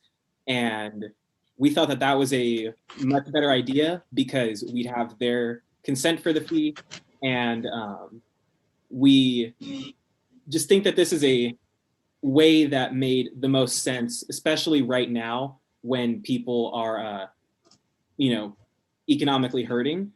And so we drafted the referendum, and it unanimously passed the Senate to get onto the general election ballot, and it passed by a margin of 70% to 30%. So we're very happy with the reception it's received.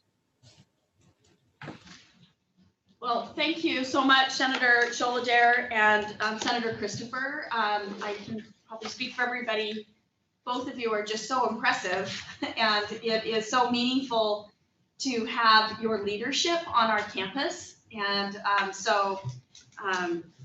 it takes a lot of courage to kind of step forward and present an idea like this and then go to your peer group and ask them to lean in with you. And so well done. We really appreciate the context to what you both shared here. Comments, questions on the food bank fee?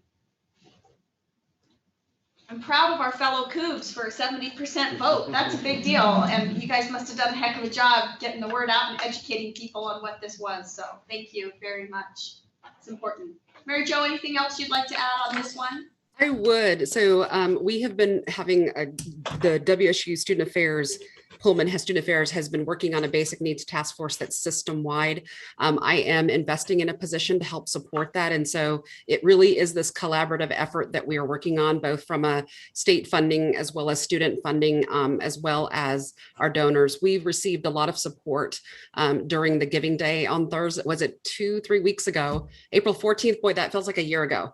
And the kind of commitment that we've seen, I think we're going to take our basic needs. I, like Nife, was on food stamps while I was here. This isn't really close to a lot of us who are first gen and low income. And so just want to thank both Senator Christopher and Senator Sholadair for their amazing work in making this happen for our Pullman students.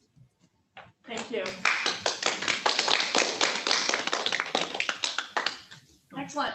Okay, moving on to our next agenda item is the WSU Pullman undergraduate technology fee committee allocations for fiscal year 2021.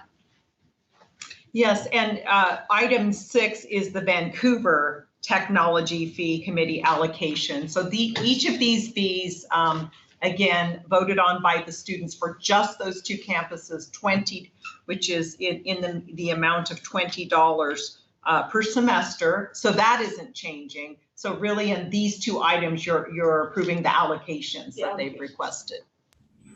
Questions on 6 or 7? None? Okay, moving along to item number 7.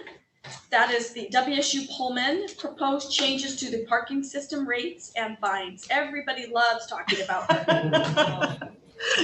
Yes. No matter where you live. No matter where you live, we love to talk about parking. And just a short reminder, we brought this to the Regents a year ago, March in Tri-Cities.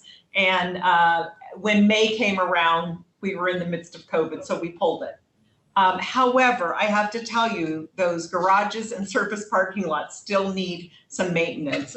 The attachment E in your packet does list a lot of the deferred maintenance, as well as in this action item, many of those projects that have been delayed, and we just need to get started on those. I will point out to you, while 10% sounds like a lot, we haven't been increasing these rates very much. And so I think our last one was 3.1% in 2019 and 1.9% in 2015-16.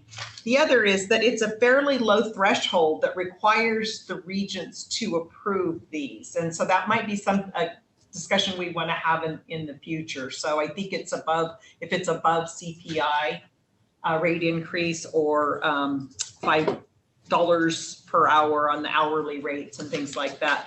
But it's in what I really want to focus on is those projects that we have to do, as in this is a self-supporting entity. So we always have to balance out, rate increases and all of those things so that we can maintain those lots and the parking decks.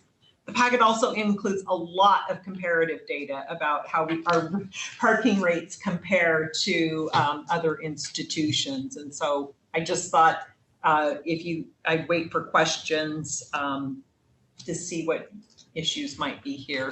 We have John Shaheen joining us too.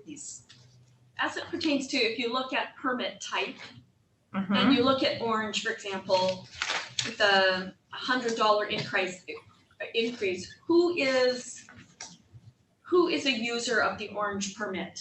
Me. Okay. I like to park anywhere I can. So, okay. That's the higher end. There's more green permits. Is that correct, John? That's correct, yes. Surface parking. And this is, for example, this is annual. Correct. Yes, that's correct. And there's a pretty extensive dialogue on this. On the second page of your agenda, there's a 15-member university parking and transportation task force that is an advisory body, but that does look at all of the detailed information related to both the rates as well as the projects that are needed to be done. And on that committee, is that representative of the various users of the parking permit? So from faculty to administration to student body? ASWSU, RHA, graduates, Professional Student Association, faculty, administrative and facility staff, and civil service employees. Did I miss anybody, John? No, that's about it. All the stakeholders, stakeholder groups. In the past, when these fee increases have come up, there's almost always been a presentation to Faculty Senate, and that didn't happen this time. And there was a Faculty Senate rep that actually helped coordinate, and that person, that's not either happened. I wonder if they gave the presentation last year and didn't bring it forward this year because it's the same, right, the same presentation. John, do you recall that? I know I went before Faculty Senate and I thought we talked about parking, but it might not have been around this. Actually, I don't mean to be contradictory, but it's been quite a few years since we have formally brought a rate proposal to the Faculty Senate.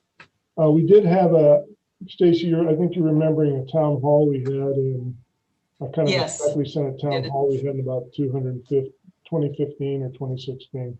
But it's been quite a while since, and actually since the Faculty Senate has wanted to really have this on the agenda. We have 3 very prominent faculty members on the task force.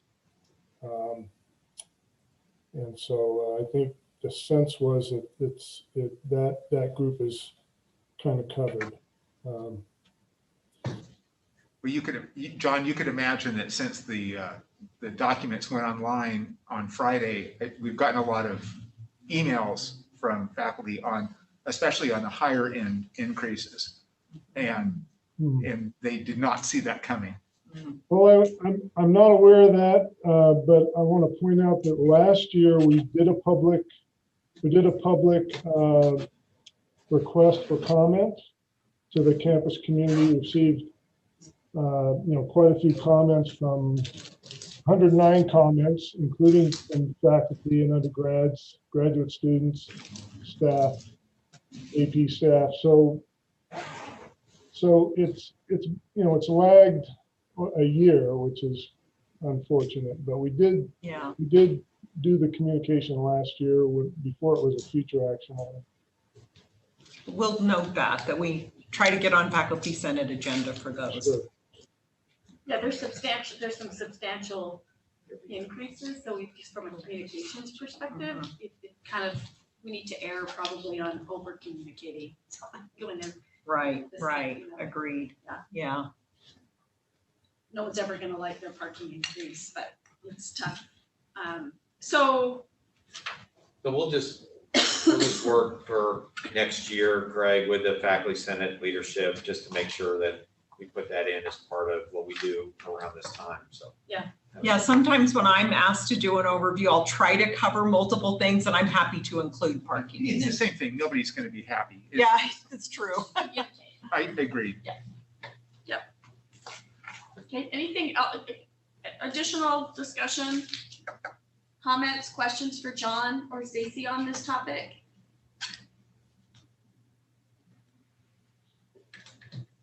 Stacy, I think that it would be great for the board to truly understand too, just the amount of work that goes in and the dollars that go into the maintenance of it. I mean, it's not a very sexy topic, but it's a big, the maintenance of that stuff in the surface space that you guys have to manage is significant, along with those garages. So if you have spend any time just in Pullman, it's a lot of land, if you will. We take it for granted that it's just kind of a structure and it takes care of itself, but it doesn't. No, and I have been reviewing their, deferred maintenance projects with them, and that's part of the plan. Is we've just got to make more progress on this, or we're going to end up with bigger expenses. It's the similar situation as with buildings. So Thank you. Okay, if we're good, we will move forward to number 8, the Northwest Public Broadcasting, the Payroll Protection Program. That just wrapped up for anybody that was hoping to get any funds. Shut down as of yesterday. So yes, they're out of money. They are out of money, and we have submitted our application. So when did you submit your application? It was earlier this week. let's see, where are we Thursday? So I think that the news, Yeah. we're just getting the news, but From a I didn't financial want to, institution I didn't perspective, pull it we all got because, shut down, oh, yeah. okay. But that, we were officially had to shut it all down. That's not to say, because that the applications we had in play were not going to be funded. We did not get that message. It was new applications coming in effective yesterday. So, don't rule it out quite yet. Yeah, and that's why we have it here. We did get that news that it has been shut down, but we decided to proceed just in case. Yeah. That our application would be accepted. So this is for the Paycheck Protection Program. I have a hard time saying this, I don't know why, for our Northwest Public Broadcasting participation. And so the request was that they be able to utilize that, apply for one of those grants, and then we would do a short-term financing for them to be able to take advantage of it. But obviously we won't do the financing unless we get the grant. So, but it would require Regents' approval if we were to get it. So we can follow up tonight to see if we know specifically if ours was. Right, funded or not. Yeah, but if the application was accepted, I think we would like to proceed with approval in the event that we could. And if it's been accepted, it's highly likely it'll be funded. So, okay. Information item. Okay, so we're done with our action items. Anything else on that piece of it? I noticed Bruce was online. I didn't know if he wanted to comment.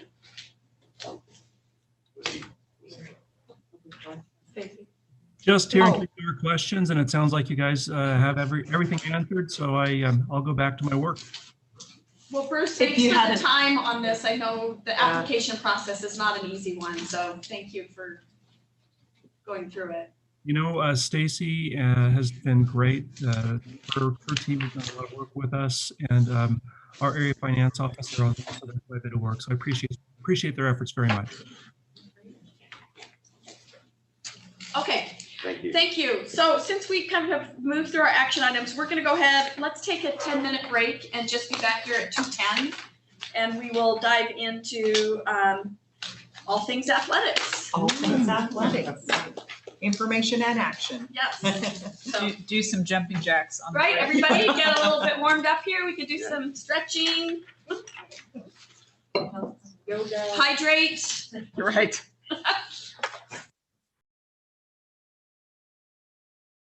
Okay, thank you so much. Welcome back, everybody. We are now moving into the portion of the Finance and Compliance Committee. We have an information item. That item is the athletics budget update and plan for fiscal recovery. I believe there he is. Hey, Pat, how are you? I'm just going to say I'm really excited for us to have this conversation. I think it's going to be the plan is positive. It feels really good to have a good plan. And I just want to say thank you to Pat and Stacy and a lot of Pat's team who have put an enormous amount of work into trying to kind of put this all together. So if you're on the finance committee, you get the great pleasure, getting to get into the really weeds of this stuff. And we had a really productive call recently with Pat, his team, and Stacy. So I'll turn it over to the two of you. Great, thank you. So I want to walk you through what we want to discuss today. First of all, we want to do an overview because it's a holistic plan that takes into account fiscal year 21, our current fiscal year, and next fiscal year, and then a financing plan. So even though this is an information item as an overview, you have 3 action items as part of it that can be considered for tomorrow. So I will get started. I think it would be good to have Pat update us on kind of what has transpired maybe since our last Regents meeting, just because in terms of intercollegiate athletics. Thank you, Stacy. Hold on, let me pull something up here. Excuse me. I too also want to reiterate my thank you to President Schultz, Stacy Skinner, Stacy Pearson, Matt Skinner for their collaborative work on this fiscal recovery plan. This has been a heavy lift. It's been an arduous year, especially with how the pandemic impacted us. relative to everything, just trying to move this athletic program forward. This year has impacted us significantly. But as we present this plan, I just want to kind of just set a little context here. One of the priorities given to me when I arrived in 2018 by President Schultz was to improve our revenue generation areas. We ultimately revamped our fundraising, marketing, and corporate sponsorship areas in athletics. Those changes showed immediate dividends. Prior to the pandemic, we set records in key revenue lines in the Cougar Athletic Fund, football ticket revenue, men's and women's basketball ticket revenue. Since the start of the pandemic, the two revenue lines we've had the most control over we have been able to move the needle. We've continued our momentum in overall fundraising. This includes the largest one-time cash gift in athletics history. We're actually on pace to set another record year in overall fundraising, and we continue to be the top performing union on campus. We were able to close the largest corporate sponsorship agreement in athletics history with Decent Credit Union, 10 years at a minimum $11 million. And our main variable as we go forward is going to be attendance in Martin Stadium. But where we sit today, we're at 60% of our season tickets renewed. We need to be at 90%, but at least we're trending in a positive direction. And obviously there's a hesitancy just with the unknowns of what attendance will look like. When you look at the caliber of student athletes we have returning, the quality of coaches that lead our programs, our athletics department has consistently displayed its commitment to academic and athletic achievement and impacting our overall community. We're proud to say in the past 2 years, we've had the highest GPA and graduation rates in WSU athletics history. We've seen our football team go to 5 consecutive bowl games, our women's soccer team go to the College Cup, our volleyball team go to its 5th consecutive NCAA tournament, our women's hoops team make the NCAA tournament for the first time in 30 years, our first ever Pac-12 women's champion in women's swimming, the turnaround of our men's basketball and baseball program. So we can go on and on, or I'd love to go on and on about our achievements. But this fiscal recovery plan is important to us because it is a pathway forward. I do give a ton of credit to Stacy and Matt because there is what we perceive to be light at the end of the tunnel. There is change coming in college athletics, this upcoming year with the variable of unknown attendance, along with us as an industry are allowing seniors in our fall and winter sports to come back for an additional year of eligibility. We also have name, image, and likeness that'll go into effect on July 1. And it's been well documented. Kirk's been a part of these discussions. We'll have a new commissioner in the Pac-12. So a bunch of change coming in the upcoming years, but the budget that we will present going forward does give us a pathway forward. So I can pause there, Stacy, and unless there's anything else you want me to cover.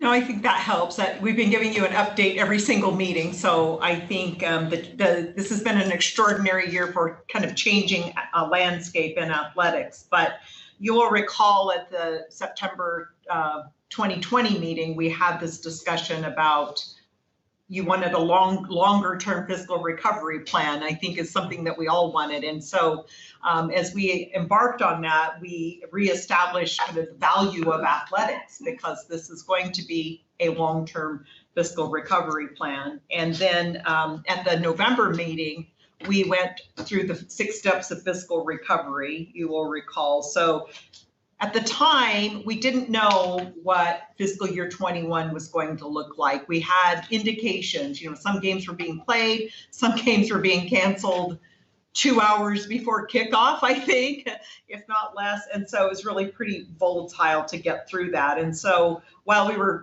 paying attention to all that, we were also working with the Pac-12 and talking to our sister Pac-12 institutions, as well as other institutions, about what are you doing, what are you going to do about, the COVID impacts. And so as we talked with others and developed our own plan, one thing that's really important to this is we really needed to see where we were going to land in this current fiscal year. And while we're 2 months away from the end of the fiscal year, I think we have a pretty good idea, and we built in a little bit of cushion just in case. So we've approached this by thinking in terms of what do we need to do to not just cover this year's COVID deficit, but to get athletics at more or less a break-even budget.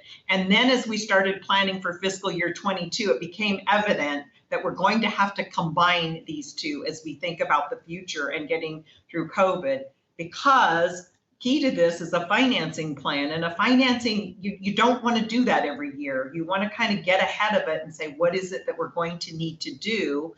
Because we have this opportunity to take advantage of these really good interest rates that the university can borrow on, but we also want to be clear about where we want to cover that, but we want to enable them to go to the, forward into the next fiscal year and not go back into deficit. So that is why that amount of 35.6 million is in there, because it is a bit more than the projected deficit for the year. But looking to fiscal year 22, we are budgeting at 50% event participation.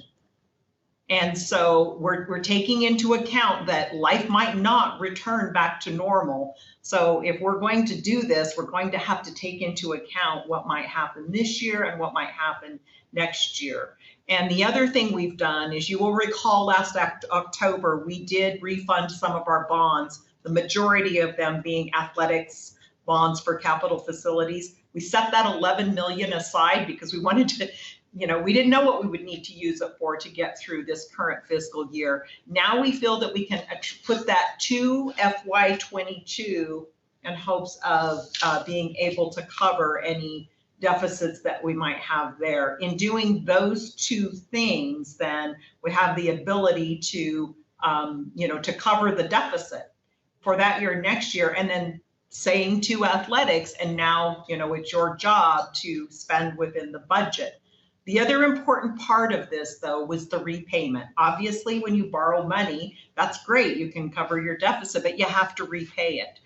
One of the struggles we were having with some of the other programs we were looking at is they had a shorter repayment period, which would have been about a $6 million a year impact on the athletics budget. And I just couldn't see how they could manage that. And so the plan that was crafted with our team and our financial advisor was to identify a mechanism to repay that amount starting not this year, but the year after next, as well as being able to identify some contractual revenue, media revenue increases that could cover that payment. And that was key. And I have to thank John Harlow, the new CFO for athletics, for helping us sort through that, because we didn't want to hope that those revenues were going to be there to cover that. We wanted to know that they would be there. And so, like I said, it was truly a team effort to kind of identify how we might do this going forward. This is a financing for an operating deficit, not something that you really want to do, in good fiscal times, because, it's just not something you want to do. It's borrowing, against your operating expenses. So while that's a tough decision, the alternative was to continue to let the deficit grow. If we do this, then we can stop that growing cumulative deficit. We can get to a break even and hopefully better budget. If in fact next year is better, then they're in a better position to keep a balanced budget, as well as perhaps to make headway. There's another step to this plan that we'll bring forward once we get through the financing in this year, and it will be to address longer term reserves, that is athletics establishing their own reserves, as well as that cumulative reserve. But for this portion of it, it is to do this borrowing, financing, which will give us a little bit of it looks like a little bit of an increase for the fiscal year 21 budget, and then our plan for FY22. And things that will have to happen after that will include, manage the budget, manage the expenditures, continue the great fundraising efforts, and then the Pac-12 do their part for the new media contract when 2025 comes. But since we can't rely on that, this budget plan is not predicated on what happens with the new Pac-12 contract. The other thing it's not predicated on is any student fee. There had been discussions in the past about considering this mandatory student fee. That's off the table. Athletics, it does receive an allocation from Pullman service and activity fees, they have indicated that that will eventually go away. It's been declining each year. So this plan takes into account all of the above. So that's kind of the overview there. If you turn into your agenda, you see that I think it's the third page, F9. Would that be the right page that everybody would see? That this is the comparison we did for you at each Regents meeting. So you see that the budget did improve about 2 million since March. And but in there you see in that May, you see the 35.6 million and then that net income after financing. And those lines below the net income after financing are less the capital expenses plus capital contributions beyond expenses. This is an NCAA reporting. What it does is there's contributions up here that are for capital projects. And so they have us break those expenses out below the line. I don't know other entities that mix capital and operating, but that's how they do it here. So we've been trying to make that clear. I think I've talked through most of that. I would like to, on a couple of these slides, the action items, again, 3 action items. This is where what I just discussed, the update on the FY21 and where we think we'll end up and the impact of the financing. And then the FY22 budget. I can't read that, but maybe some people can, but it has a scenario analysis in it. And that's on page 6 of 6 of your packet. And it shows in FY22 what the impact would be of that $11 million set aside.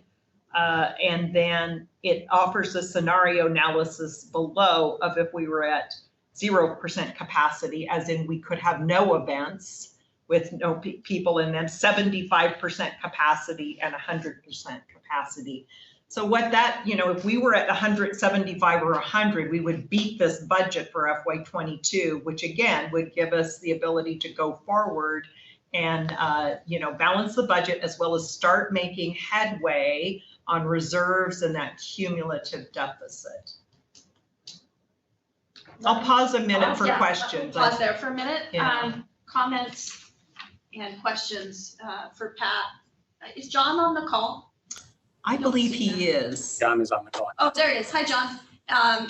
Or Stacy here. So If I could just add something about Martin Stadium capacity. Colleen Kerr and her staff have been in constant communication with the governor's office, and we in athletics have been working since the start of the pandemic with the Seahawks, Mariners, and UW, just so we're all on the same page as how we move forward. So we're being conservative with the 50%. Obviously, we will do whatever we're allowed to do, but all communication lines are open right now to try to maximize whatever we can do this fall. But it's too early to really firmly project what we can do this fall. Greg. So I've been asked to comment on this, on the proposed athletic budget update and financing. And I guess I want to start out first saying faculty recognize the essential nature of athletics to the WSU system and specifically the Pullman campus and community. So we just wanted to say that off the table. And we also appreciate the leadership of Pat Chun and Stacy and your team working together, Matt Skinner and whatnot, to come up with this plan. Some concerns linger on the assumptions about revenue and what happens if those assumptions don't hold. And I appreciate the folding in 2022 into the proposal as well. And then the question is, given that we're going through a university budget analysis, where does the athletics budget, with Huron consulting and stuff, where does the athletics budget and the projections therein, especially as they project 20 years into the future, how do those dovetail with what we see a different sort of university budget moving forward? Yes, athletics will be included. It's an all funds budgeting process. In fact, one of the executive budget council members is Brian Blair, who sits on that. He asked the same questions. Where are we in this? And in fact, in our initial go round, we have the auxiliaries in there, including athletics. Now, I admit to you, this is a specific plan that we're seeking approval for right now. And the budget model is for the future, but this is folded into that. It will be folded into that as we go forward. Just a postscript to that to say that the Executive Budget Council is looking at a new way of using budget of spending and revenue allocations to inform decisions. It will not produce new decisions about things like this, right? So we're making a decision based on the information we have now. The EBC will recommend a new model of ways to look at the data. Thank you. Does that answer your question, Greg? Yes. I had a quick question. So we often do comparisons to our peer institutions as well. They've had similar issues to deal with on their athletics departments as well. At one time, there was consideration of Pac-12 funds or a Pac-12 process. We're obviously choosing our own financing with this plan. Have the other institutions gone that route as well? Thinking that's probably the best way to go. For those who didn't have sufficient reserves, either at the university level or within their own athletics department, they're taking advantage of the low rates available to their institutions. Many institutions just did what I call an omnibus financing on a whole bunch of things. But yes, they pulled athletics into that from my discussions with other CFOs. And Pat, I don't know if the ADs had or others had discussions about that, but that financing that we were looking at, for the most part, I don't know that many institutions participated, although we did say, depending on what the future holds, we'll remain interested. But we did the cost or the analysis, the financial analysis, and determined that we could do a better job with this, as well as the way we could structure it so that they didn't have new payments until fiscal year 24. Yes, that's when the new payments start. And we could, working with our financial advisor, kind of flatten that structure. It extends the debt out a couple of years, but at least it makes it manageable within their budget. Yeah, Brett, to my best knowledge, I don't believe any other Pac-12 institution will take a loan that's created from the center, from the conference. I think most of them landed where Stacy landed us was she was able to find better interest rates outside of the conference. So that's where I think majority of our peer schools ended up. How about comments or questions for anybody on the call virtually?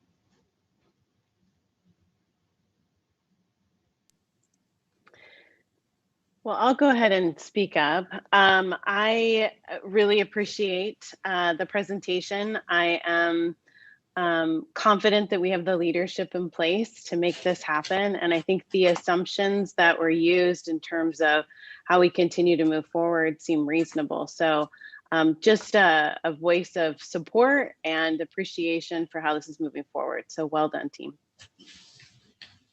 Thank you, Lisa.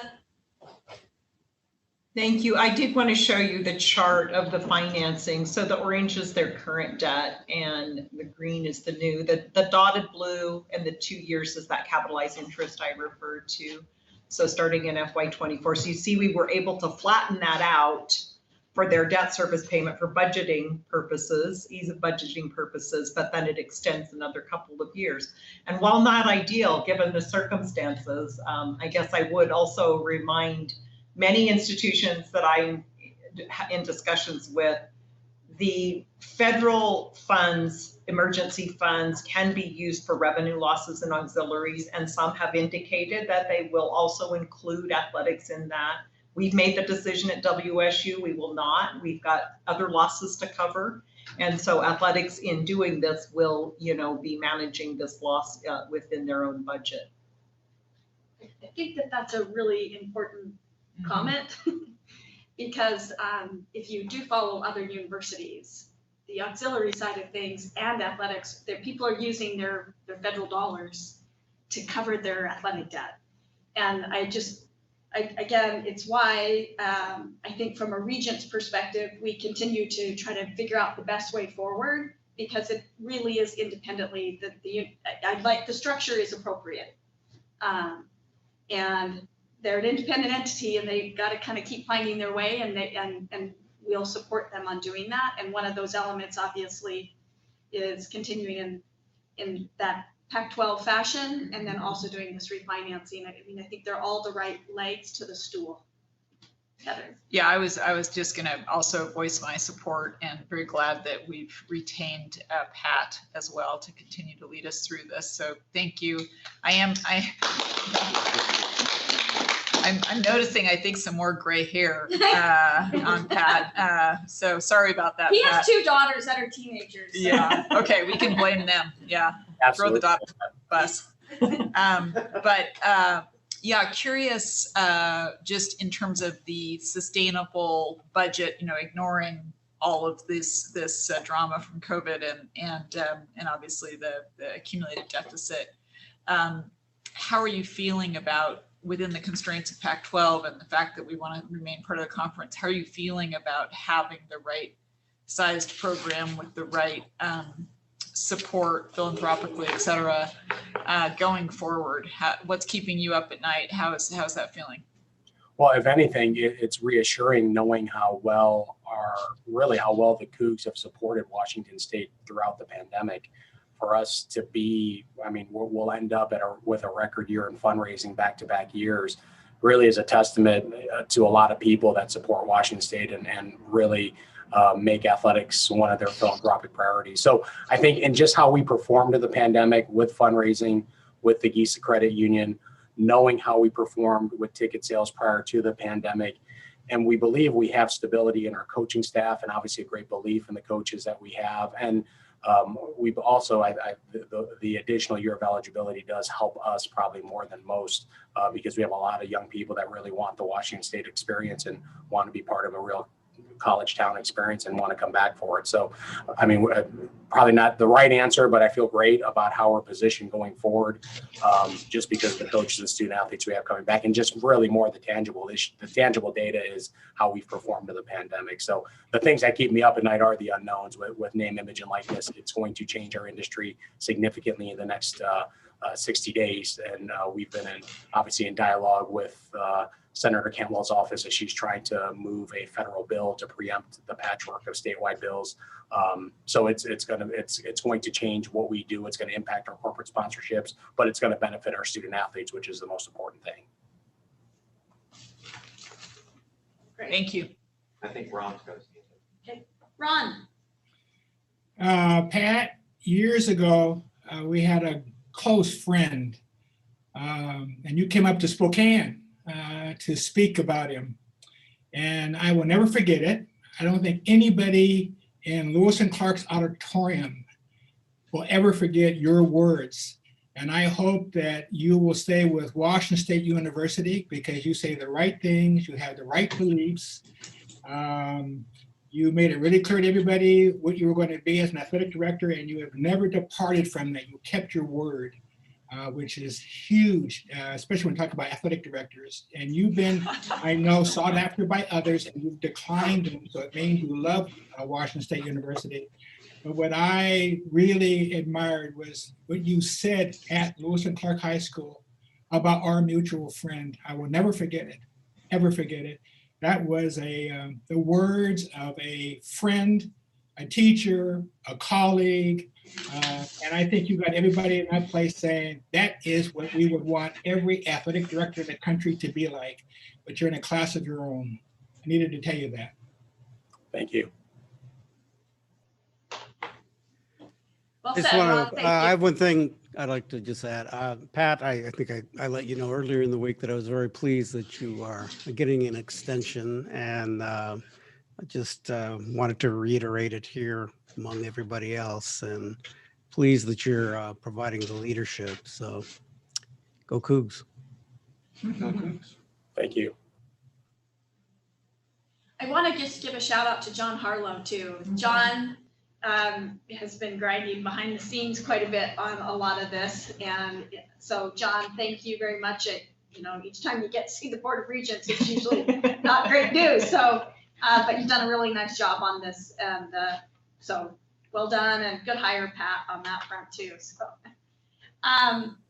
okay, so what are our next steps here, Stacey? I had one last slide. I did want to help give you the perspective of the university capital or debt picture. And so what I've done is taken all of the university debt and then showing you the athletics part, because there have been discussions, about the level of debt. And you can see we've certainly borrowed for other reasons. We haven't extended beyond our debt capacity, but we have to be very judicious in how we use our debt.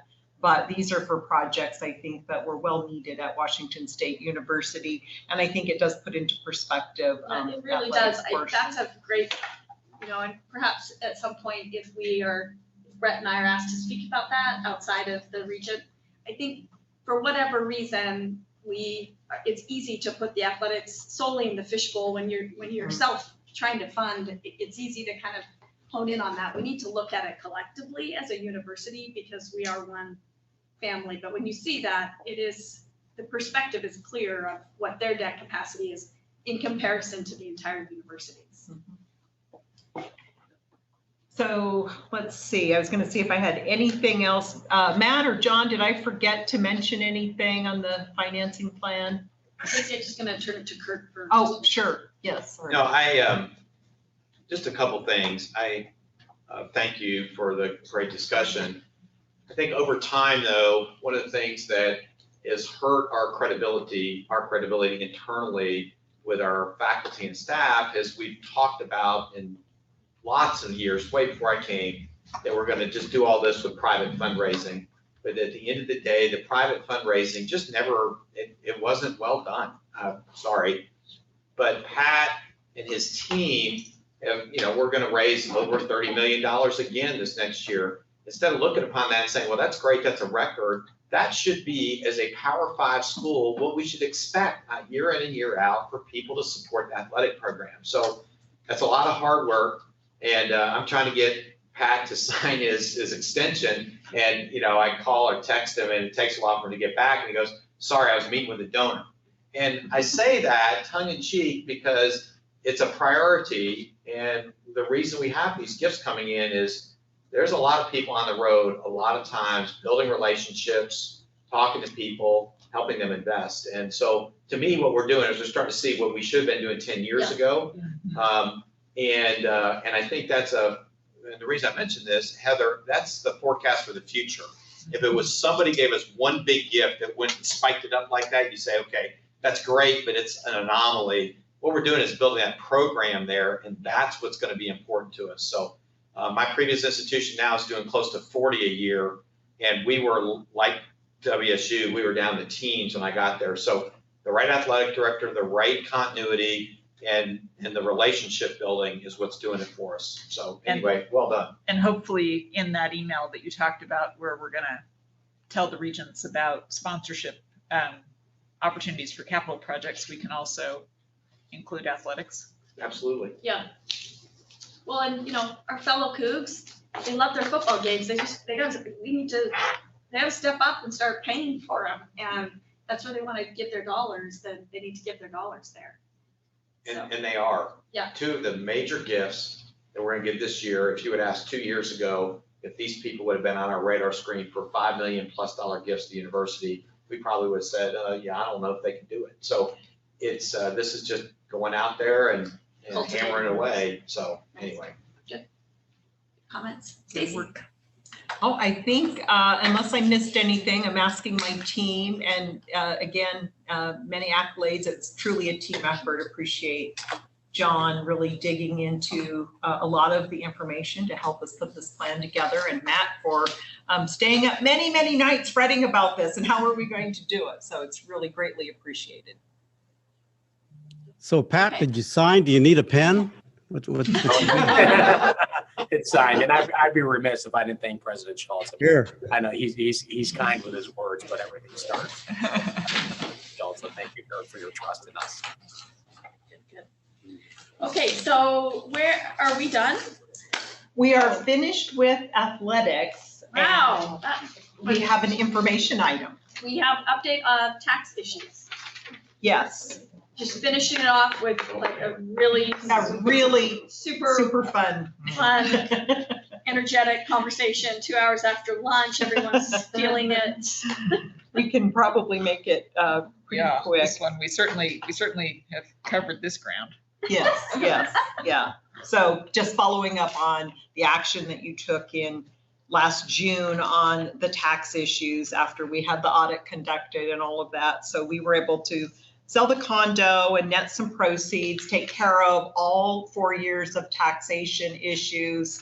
The total amount is in here and 303,000. And then the vehicles have been returned, the condo's gone, and all of the contracts have been reviewed for the appropriate taxation language. So, and then calendar year, tax year 2020 was also resolved. And I asked Stacy to include this with the details, so it's an open public record, because what wound up having to happen is they just plussed up my salary to take care of all the tax stuff. So I got the checks and turned around and just wrote them right back to the IRS. But what that does is it looks like an astronomical increase in a year, and somebody goes, well, my God, look at how much you're making. And I just want to make sure it was out there what this was, why it was done, following the regents. And I thought that was just important that we close that loop. So we're not trying to do this after the fact, but people understand where we were. So it's all been resolved satisfactorily, and I appreciate Stacy and everybody working on this, but thank goodness it's done, and we're going to get out of the house rental business and all that stuff now. So. Well, and I also appreciate that we are able to now look at contracts before they go out to see if there are taxation issues that we can correct in advance. Well, and I think we should also obviously thank you and your team, Stacy, but also Kirk, you handled this gracefully. Not your fault that we didn't have this all buttoned up, and you sort of got some surprises. So thank you for being good humored and understanding about that. I thought we voted to stick him for. I want to thank him for that too. I was not happy to make that call. No kidding. Then I got the call. That was really unfortunate. So, thank you. Okay, well, that was a barn burner, but thank you. For our new regents, this is always the funnest meeting with a lot of finance stuff on it. So thank you for enduring it and just learning more about it. So. Well, thank you, Regent Dickinson, for being on top of the financial issues. At this point, I'd like to break until 3 o'clock, at which time I will announce an executive session.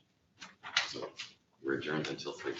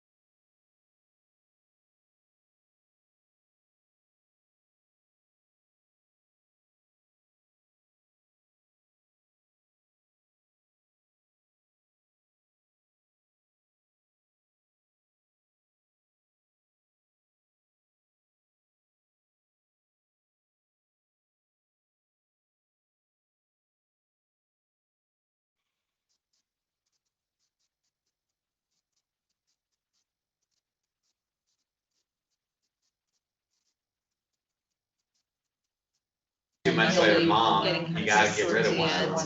Oh, So, Yeah. I'm looking forward to we, it. there's a service that rehomes. Oh, that's right. Thank you. Great job. Well, you too. They'll call up and they, And then somebody in Portland that was looking for You're work. going that way. You have this, They send those pictures about every couple months. It's doing great. And our other dog now is doing better. It's by herself. So Yeah, I've now gone down. that was the road. mistake I made. I was like, oh, it's gonna be so difficult to figure out what to do. I'm like, easy for me. I said, let's keep Cayenne. And she's like, well, don't you want to think about it? Nope. Well, no, that's the trouble. The male gene kicks in and I'm like, no. And instead of going, well, yeah, we should talk. Died. It was good. Good for you. I've had dogs. She was, and she was always a little warmer and closer and quieter than the other one. So this worked out. Well, Porkies are pretty popular, so I would imagine it's hard to replace them. I've never had. Are we on? You are live. Well, just only with your regents, not Okay. everybody else. I'll do needed to that. give this speech. I'm supposed to do a public announcement. And you gotta do, yeah. We were supposed to go back into open session so he could give the, okay, let me double check that he is, because I could have that wrong, so. Are we doing legal counsel? or- Wait just a minute, yes, Danielle is on the line. I don't see her there, but I know that. There she There she is. Very well. The WSU Regents will reconvene. We will now hold an executive session to discuss with legal counsel litigation or potential litigation in which the university is or could be a party. The session will be closed. The executive session will conclude in approximately 30 minutes or 3:30, unless it is extended by further announcement. If any action is taken as a result of these discussions, it will be taken tomorrow during the open session of the Board of Regents.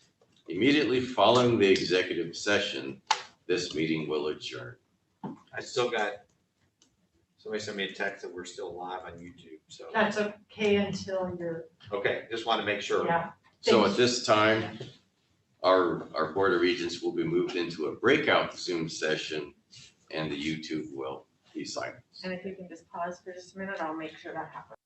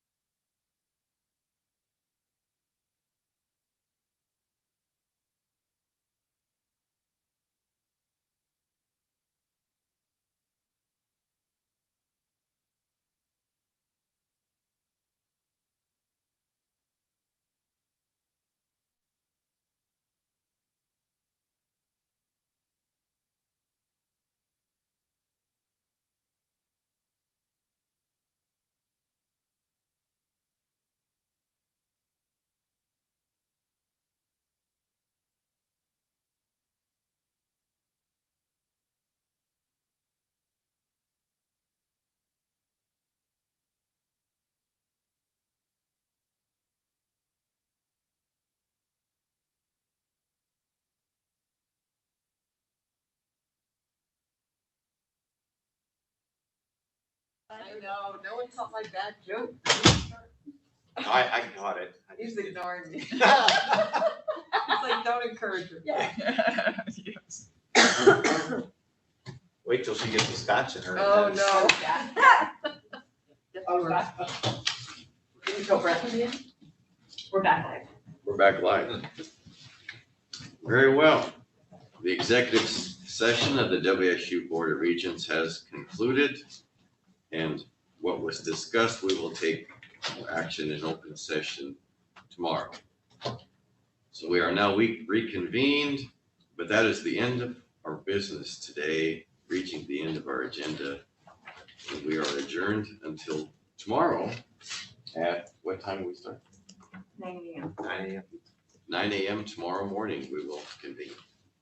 Thanks everyone for your contribution. Have a good evening. We'll see you tomorrow.